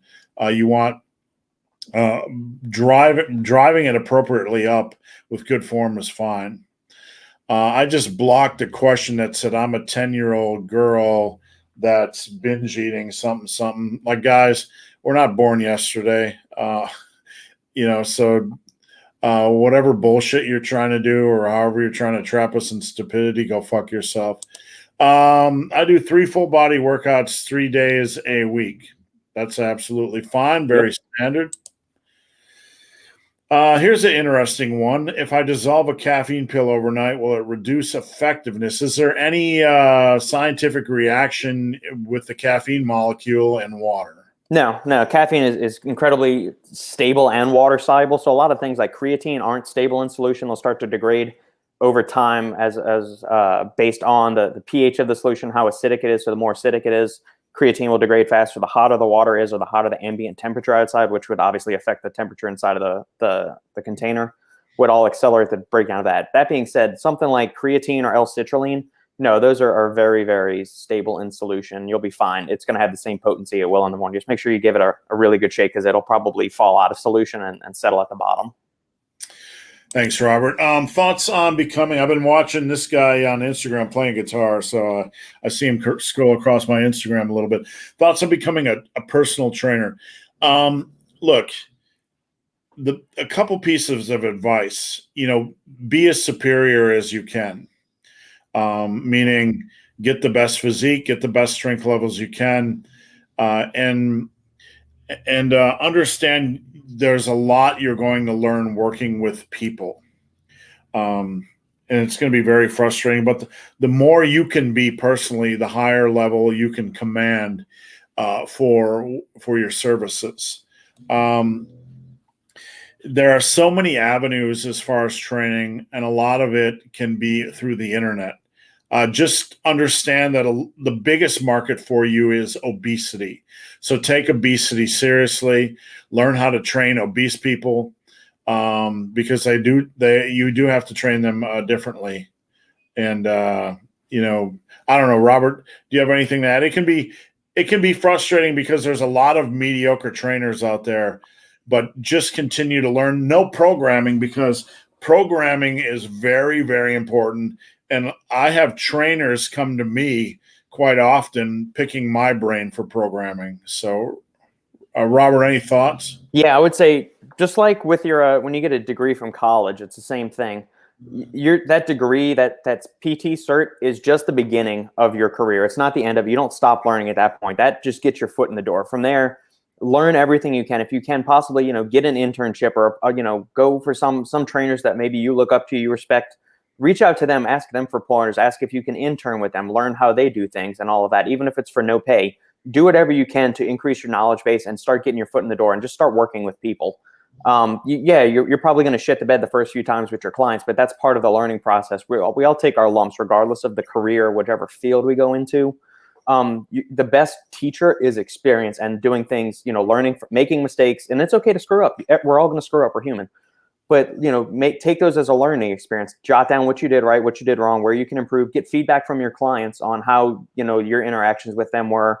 And always, look to people. Try to surround yourself with people that are smarter than you or more experienced in a field. And you can learn a lot and make some pretty big strides. Stay organized. Understand that a certain percentage of your clients aren't going to be on time or will miss things. Send reminders. And I often get the question, what happens when I'm training somebody and they stop communicating? Not much you can do, but other than check in. All right, so we're going to backtrack. Mike Jones basically said earlier that small businesses aren't fighting back because they're getting rich off PPP loans. And I live in a downtown area, and I interact with a lot of the local business owners. Mike says, my friends are lying to us. They're getting millions through PPP loans. Mike, you're fucking ignorant. You're the biggest fool, one of the biggest fools I've ever seen on this channel. Local businesses are not getting millions. You are either trolling or you're the biggest fucking idiot I've ever seen on this channel. I have a small business. Robert has a small business. My wife has a small business. There's a bookstore, 2 food places right next door, a candy shop. They're not getting fucking millions. You're a clown. You're blocked. Well done. So I knew that was coming. Yeah. We don't have time for idiots. What's the quote about entertaining a discussion with an idiot? I don't know who said it, but basically you're a fool if you enter a discussion with a fool, and we don't have time for fools. So go fuck yourself. All right. Alec Rossman. In school for mechanical engineering, did you find that you had enough time to consistently train? I did. I went to school for astrophysics and math, and Robert, you were engineering. Did you find you had time to? I did, and I also worked. I didn't work full time, but I didn't find that time was an issue for me. I had a lot of free time to drink and play board games with my friends. I don't know. How about you, Robert? Yeah, so I mean, the fun thing was that the mechanical engineering curriculum at LSU, I believe it was the second highest number of course hours if you wanted to graduate in 4 years. It's something like 134 total curriculum hours, which means you had to take something like between 17 and 19 hours per semester. Like, obviously, I tested out of some of like the basic rudimentary classes, early sciences and maths and all of that stuff for thanks to the AP classes. But you're going to be, if you're in engineering, you're going to have a pretty busy day. Add to that, I had 2 hours of band practice because Sandy and I were both in Tiger Band, the marching band at LSU. So we had 2 hours of that 4 days a week afterwards. But yeah, I still had time to train. I wasn't doing resistance training at the time. I hadn't gotten the lifting bug when I was in college, but I was still doing my martial arts taekwondo workouts 3 times a week. And usually those were in the afternoons. So it was those were in the morning, if in the fall, because in the fall we had afternoon band practice. But in the springtime, when it was just the basketball pep bands, where we had games like at 7 o'clock at night, we'd go play for the men's and women's basketball games, the gymnastics meets and all that. I would slot my my taekwondo training sessions somewhere in the 3 to 5 time. So it's you're going to be busy. And Sandy and I didn't do a whole lot of dicking around during the week. On the weekends, obviously, we had football games and things like that. And there was usually one big band party every week, and like each section hosted a different party during after every home football game. But no, during the week, we kept it lean and mean, got all of our stuff done, ate, studied, I did my martial arts stuff, did band practice. And then on the weekends, we loosen the reins a little bit. So you'll have time for everything if you just keep everything organized and on point. One thing I learned in school is the value of good study habits. Yep. My first 2 semesters, I had really bad study habits, and I would put things off to Sunday night. And in high school, I had very bad study habits. On my 3rd semester, one thing I picked up was a gem that somebody told me. Immediately after my classes were done for that day, I would go to the library and finish all my homework, do all my reading. So by 2, 3 in the afternoon, I was pretty much done for the day. So I would encourage anybody that's in school or anybody that has extra workload to just use that habit.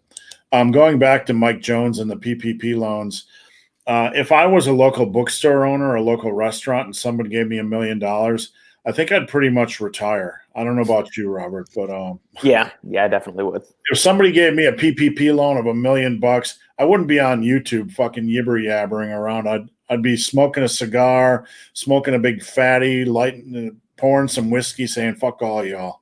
I'm retired. All right. Any suggestions for shoulder pain while benching?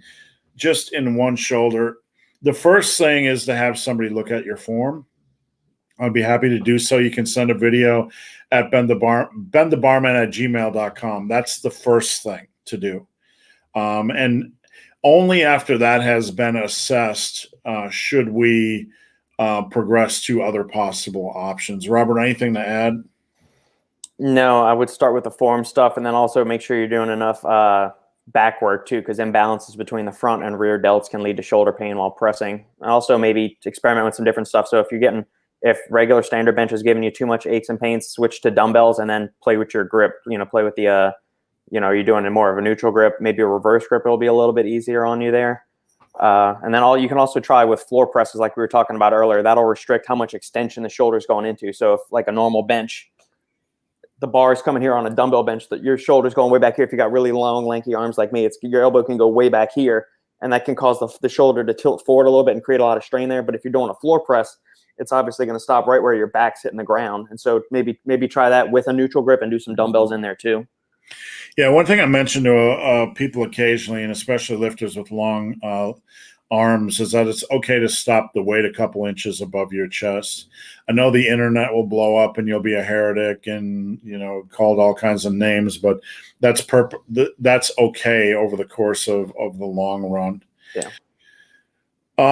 Cluster sets versus regular sets. It's not really an either or. They both can have their place. Cluster training is very exercise specific. I use it on deadlifts because I like people to get in the mindset of resetting their deadlifts, because usually people will set properly for the first rep on deadlifts and then all hell breaks loose. I just fired a client today who got a new client who got pissed because I told him to stop doing the touch and go deadlifts. And he started getting really passive aggressive. Like, I've been deadlifting for 20 years without it and didn't want to listen. So I'm like, well, we're not a good fit, buddy. Have a nice day. But resetting, it's exercise specific, and I don't want to get off track, but it's exercise specific. So cluster sets can have their place, but if it's an either or, I put together workouts that have like cluster sets 1 week for one movement, and then the next movement, regular work. So I think that's a good way to approach things. Yeah. Cluster sets don't have to be singles, doubles, or triples. They could be 5-rep dumbbell benches every minute on the minute for 10 sets or something like that. So cluster, rest, pause, they're all different tools. Robert, anything to add? No. I typically, just in my mind, I differentiate cluster sets from rest pause sets from cluster. I typically think is more of like strength and power, where rest pause is more of like muscle building.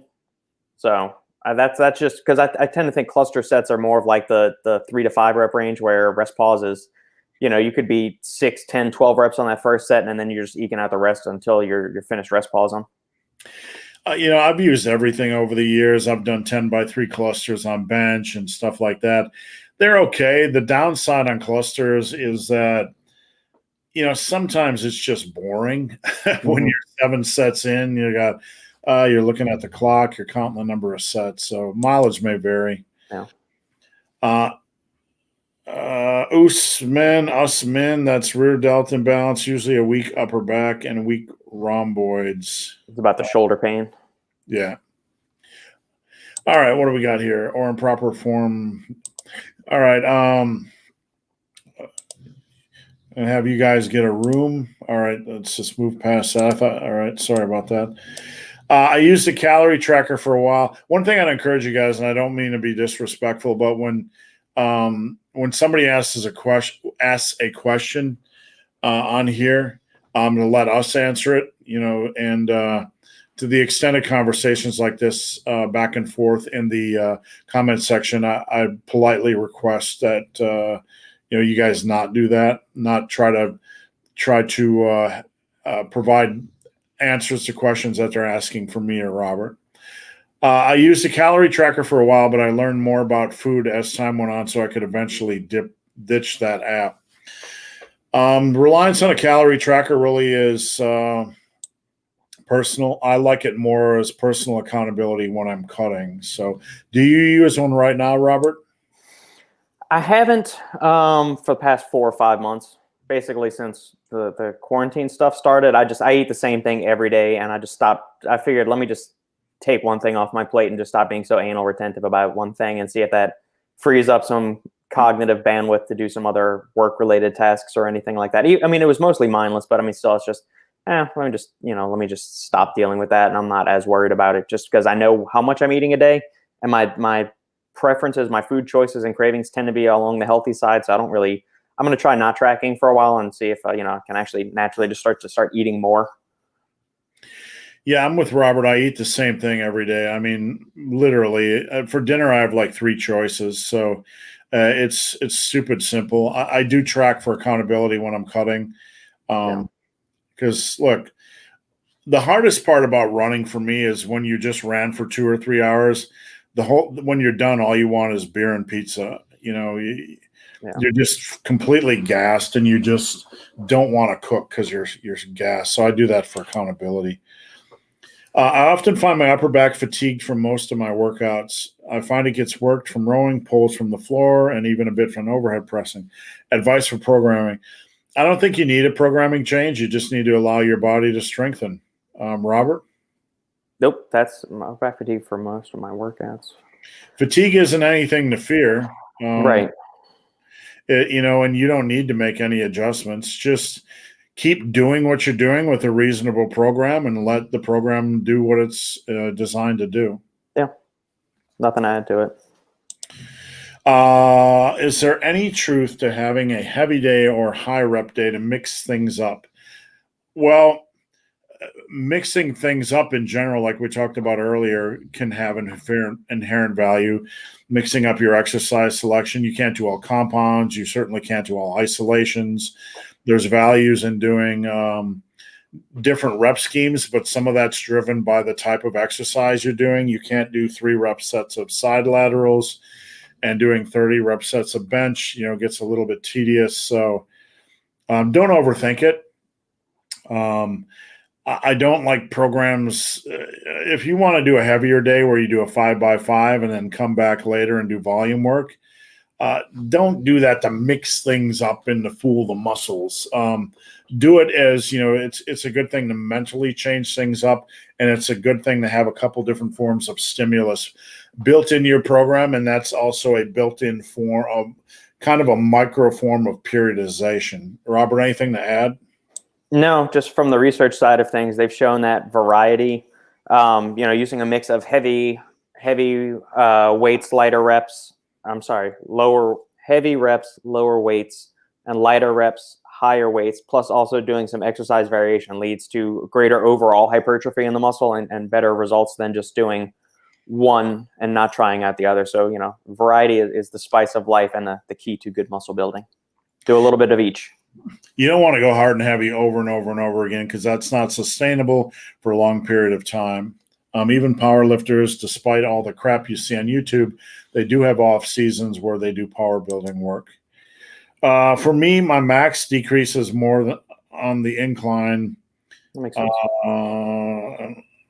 For me, my max decreases more on the incline. My flat bench and decline is stronger. That's normal. Decline is more of a leverage-friendly position. Yeah. My incline is stronger than my overhead. That's normal because that's a stronger leverage position. So the way I increase my incline bench is with overhead.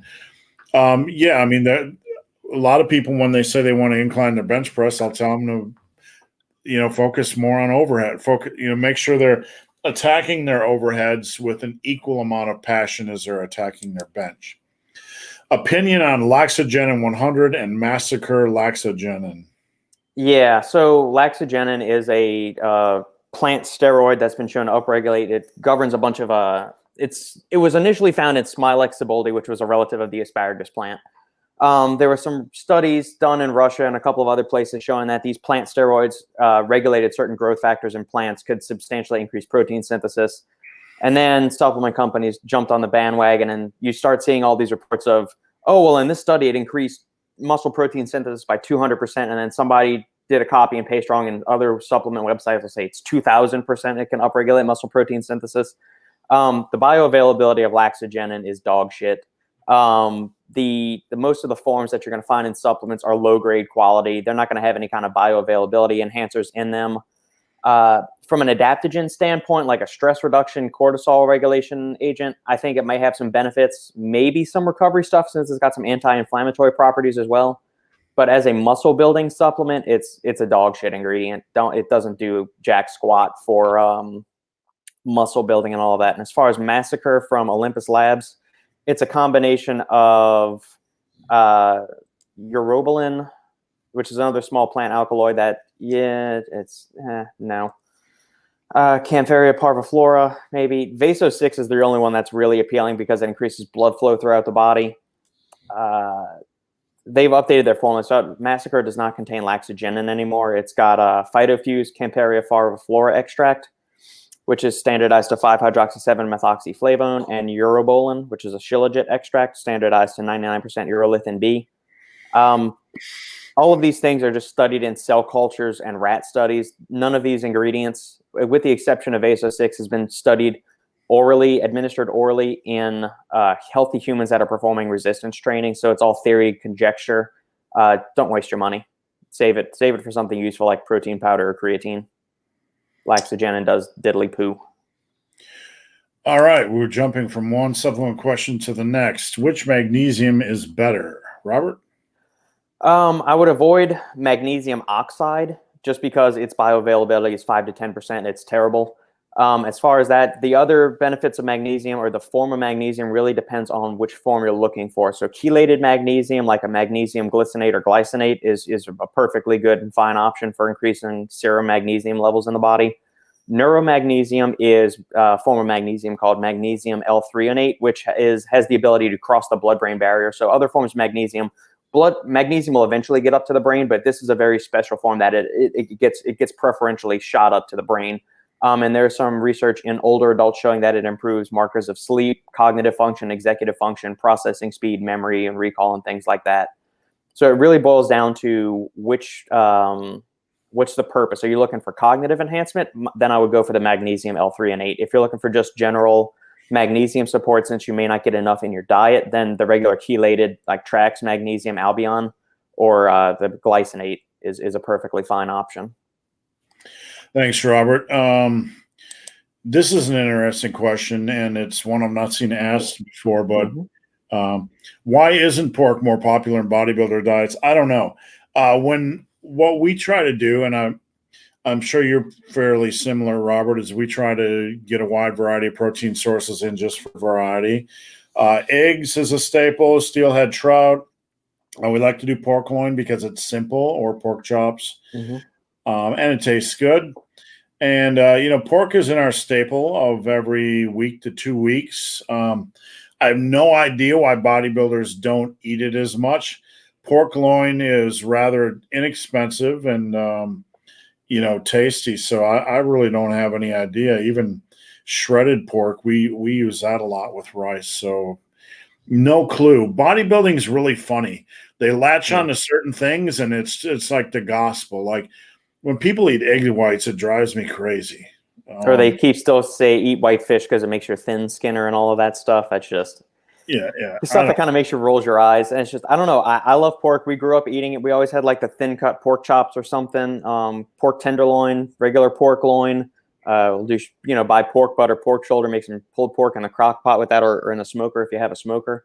I don't know. Maybe it just wasn't as popular or common back like in Arnold's day or something like that, and so that's why it hasn't gotten super popular. But it's a perfectly fine option. It's tasty. It's delicious. Bacon is amazing. So yeah. The meat we eat the least of, the protein source we eat the least of is beef, just because of the calorie content. When I'm trying to keep my calories in check or cut, I'd rather go for pork than beef because I can get more food volume. Are there any protocols or natural supplements you can take while on TRT? Now, generally on TRT, you have estrogen regulation. And I'm not sure if you're familiar with this, but HCG to help with testosterone after you get off TRT. I don't know if I don't know the ins and outs of HCG. I'm very ignorant, but I believe those are generally two parts of their protocol. So, Robert, do you know what's your advice for estrogen regulation? If you're on TRT, that's under a doctor's purview. And so I'm going to say you need to talk to your doctor about anything else that you're adding above and beyond pharmaceutical prescriptions in that case. I'm not going to touch that one, really. There's certain supplements you can talk with for estrogen balance, but if you're on a legit TRT, they should be giving you everything you need to control all of your hormones. I would agree. I mean, if you're on TRT, I don't think anything naturally is going to be as useful as what if a doctor has you on TRT, they're going to have you on some sort of estrogen, or HCG or something. So yeah, if not, you probably don't want to be doing TRT with that doctor. Right. Charles, any advice on golfer's elbow? Charles, what I would suggest is going to the main page of my channel and searching tendonitis, and I have many videos on it. The main thing, Charles, if you go over to my website, which is above my head, and you go over to the miscellaneous section in the store, you see right here the Versa grips. Get a pair of those.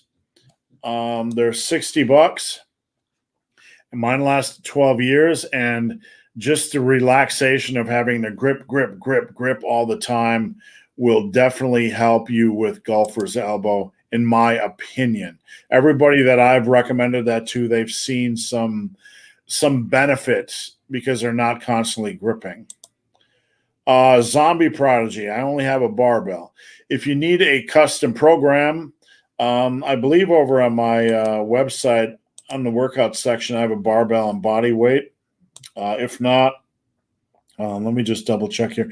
Yep, I have a barbell and body weight workout in my program section over at superlivingtoday.com. So check that out. It is only what do we got? $4.99. So you can't beat that. And I got to tell you, Robert, last week we had a lot of issues with the internet. This week we got a lot of issues with stupid spam comments. People asking where to inject, and I'm 10 years old with an eating, disorder. And like, nice try, guys, but you're not getting through the 5-hole here. So, KO Surge, I'm a carnivore. I feel great, stronger, and my AC1 back to normal. I started doing a push-pull legs. Take D3 and K2. What's your take on carnivore? They're like carnivore. There's varying degrees of carnivore diet. I don't even recall the protocols for the original, but I believe it's super veggie light. Is it not? If you're talking like the Sean Baker form of carnivore, that is just meat animal products. So no plants whatsoever, no nuts, no fruits, no dark leafy greens, no nothing. It is pure carnivore stuff. So meat, fish, butter. You can have yogurt, dairy, like animal byproducts like that, eggs. No veggies whatsoever, no berries, no anything like that. I think it may have utility for people that have like autoimmune conditions or like super restrictive like food sensitivities. But then the goal should be to maybe progress towards seeing what foods you can do. Because I mean, I love protein. I love steak, chicken, fish, all of that stuff. But I also really like fruits and vegetables and stuff like that. So I don't know if I'd want to be just relegated to only eating meat for the rest of my life. That's the only issue. And then plus, if you depending on what side of the research you believe, the human body can't synthesize sufficient amounts of vitamin C, which is why it's an essential vitamin and why we need to get it each day. It's involved with collagen synthesis, neurotransmitter production. It's a powerful antioxidant in the body that helps control inflammation and oxidative stress. It supports the immune system.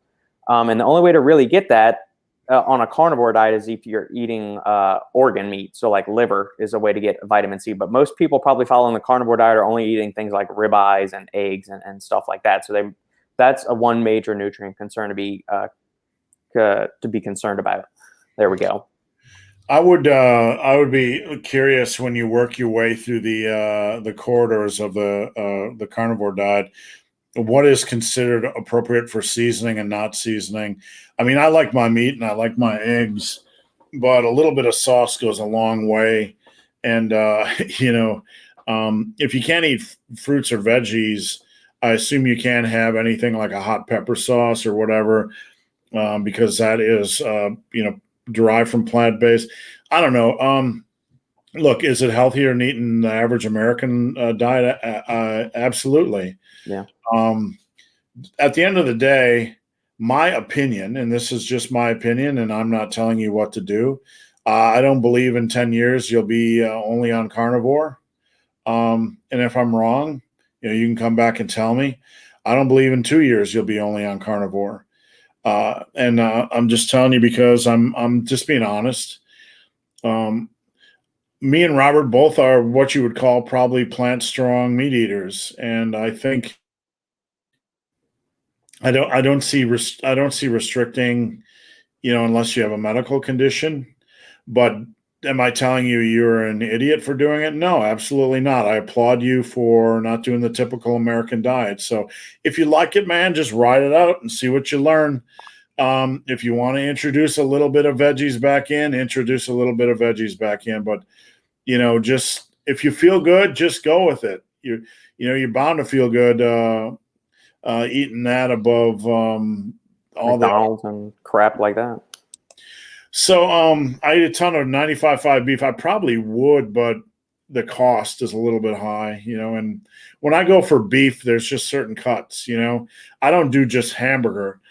I go for carne asada or whatever the cut of beef is, and you can't really get that in 95.5. So yeah, 95.5 is expensive, and it doesn't have much fat, which kind of makes it taste kind of I mean, it's decent.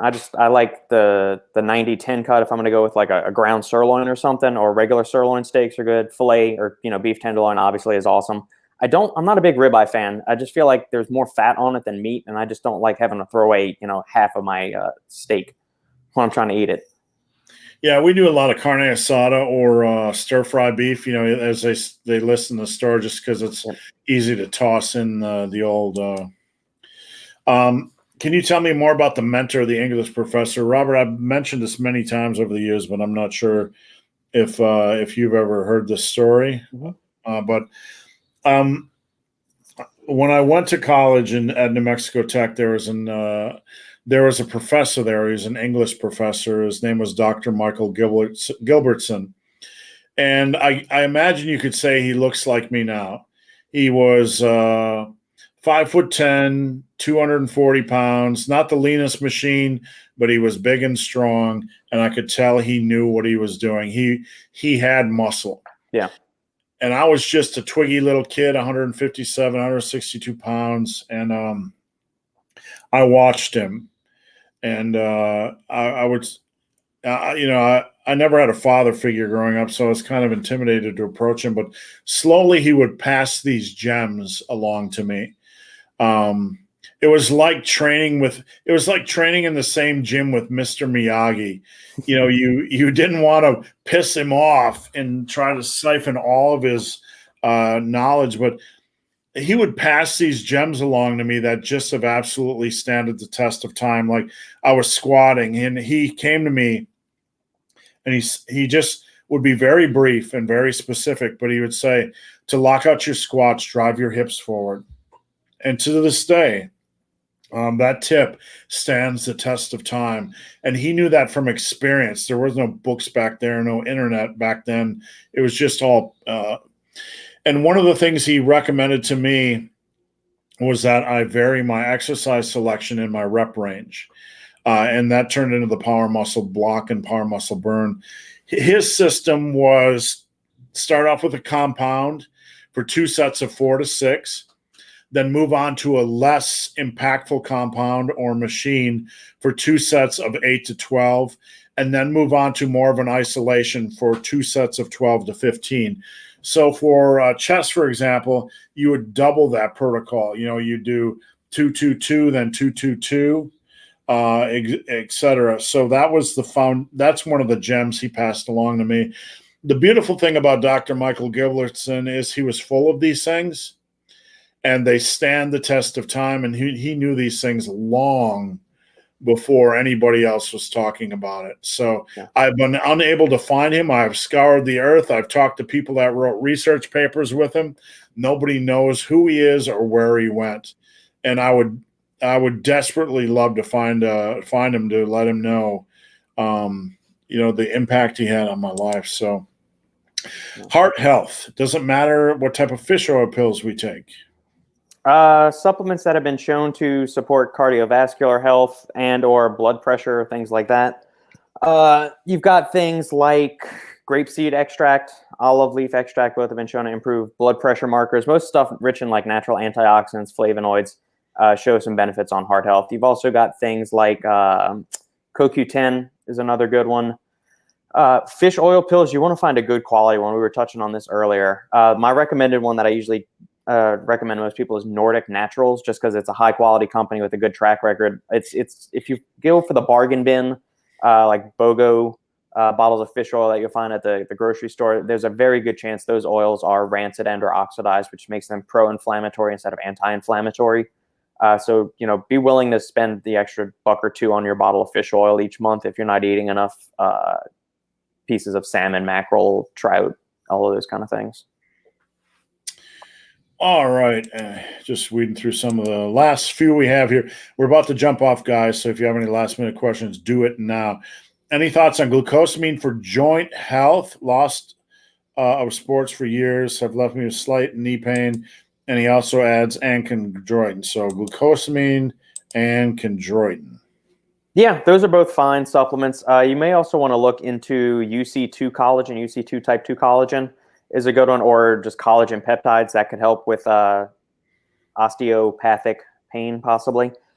As far as other stuff, Boswellia serrata extract is another one. What's on? We had a call with the manufacturer this week, Steve, and I think we're finally getting the wheels off. So what happened was with the joint supplement that we've been talking about on here for a couple of weeks now is that we quoted it out with one manufacturer. That manufacturer went AWOL and stopped delivering products to Apollon. So we switched over to another company who I've got a good working relationship with. I've had their owner on the podcast a couple of times, and I think we're going to be getting the joint supplement made there. So we agreed on the pricing, we agreed on the units, and it's going to be released soon, hopefully. We're waiting on one of the other materials to come in. So very soon, you won't have to ask me any more joint supplements because you'll have one that I actually formulated out and ready for you. Pomegranate extract's another good one you could use. The Pominox is a good one. What else? Those are mostly the heavy hitters. Maybe some turmeric as well. Turmeric or with 95% curcuminoids and some kind of bioavailability enhancer, like 5% or 5 milligrams of bioperin or bioperine. So. All right, Robert, and you said Nordic Natural for fish oil brand. Yes, Nordic Naturals. Or shoot me an email and I'll send you the link to the one that I usually use. And Logic said, thanks for the information. All right, guys, we are gone. We appreciate your support. Once again, you can find Robert Chanetsky, the Supplement Engineer, on YouTube at the Supplement Engineer, on Instagram, the Supplement Engineer. He has some amazing 2 podcasts. Is that not correct, Robert? Yes, sir. We got the Supplement Engineer podcast where I sit down with brand owners, athletes that own brands or manufacturers, research scientists to get into the science of supplements. And then we have the Final Scoop podcast, which goes live every Saturday at 1 p.m. Central Standard Time, 2 p.m. Eastern, which is a roundtable with me and a couple of the other industry insiders where we recap the week in supplements. And Robert, you also have a live video with your wife on YouTube every Wednesday, Mitvolk. Is that not correct? Yeah, every Wednesday, 4:30 p.m. Central Standard Time, 5:30 p.m. Eastern Standard Time on the Supplement Engineer channel, YouTube, where me and my lovely wife, Sandy, entertain all questions, lifting, fitness, lifestyle, and cocktails. So head over to YouTube, The Supplement Engineer, and please subscribe. All right, Robert, have a great weekend. I'll see you next Friday. You too, Steve. Bye now.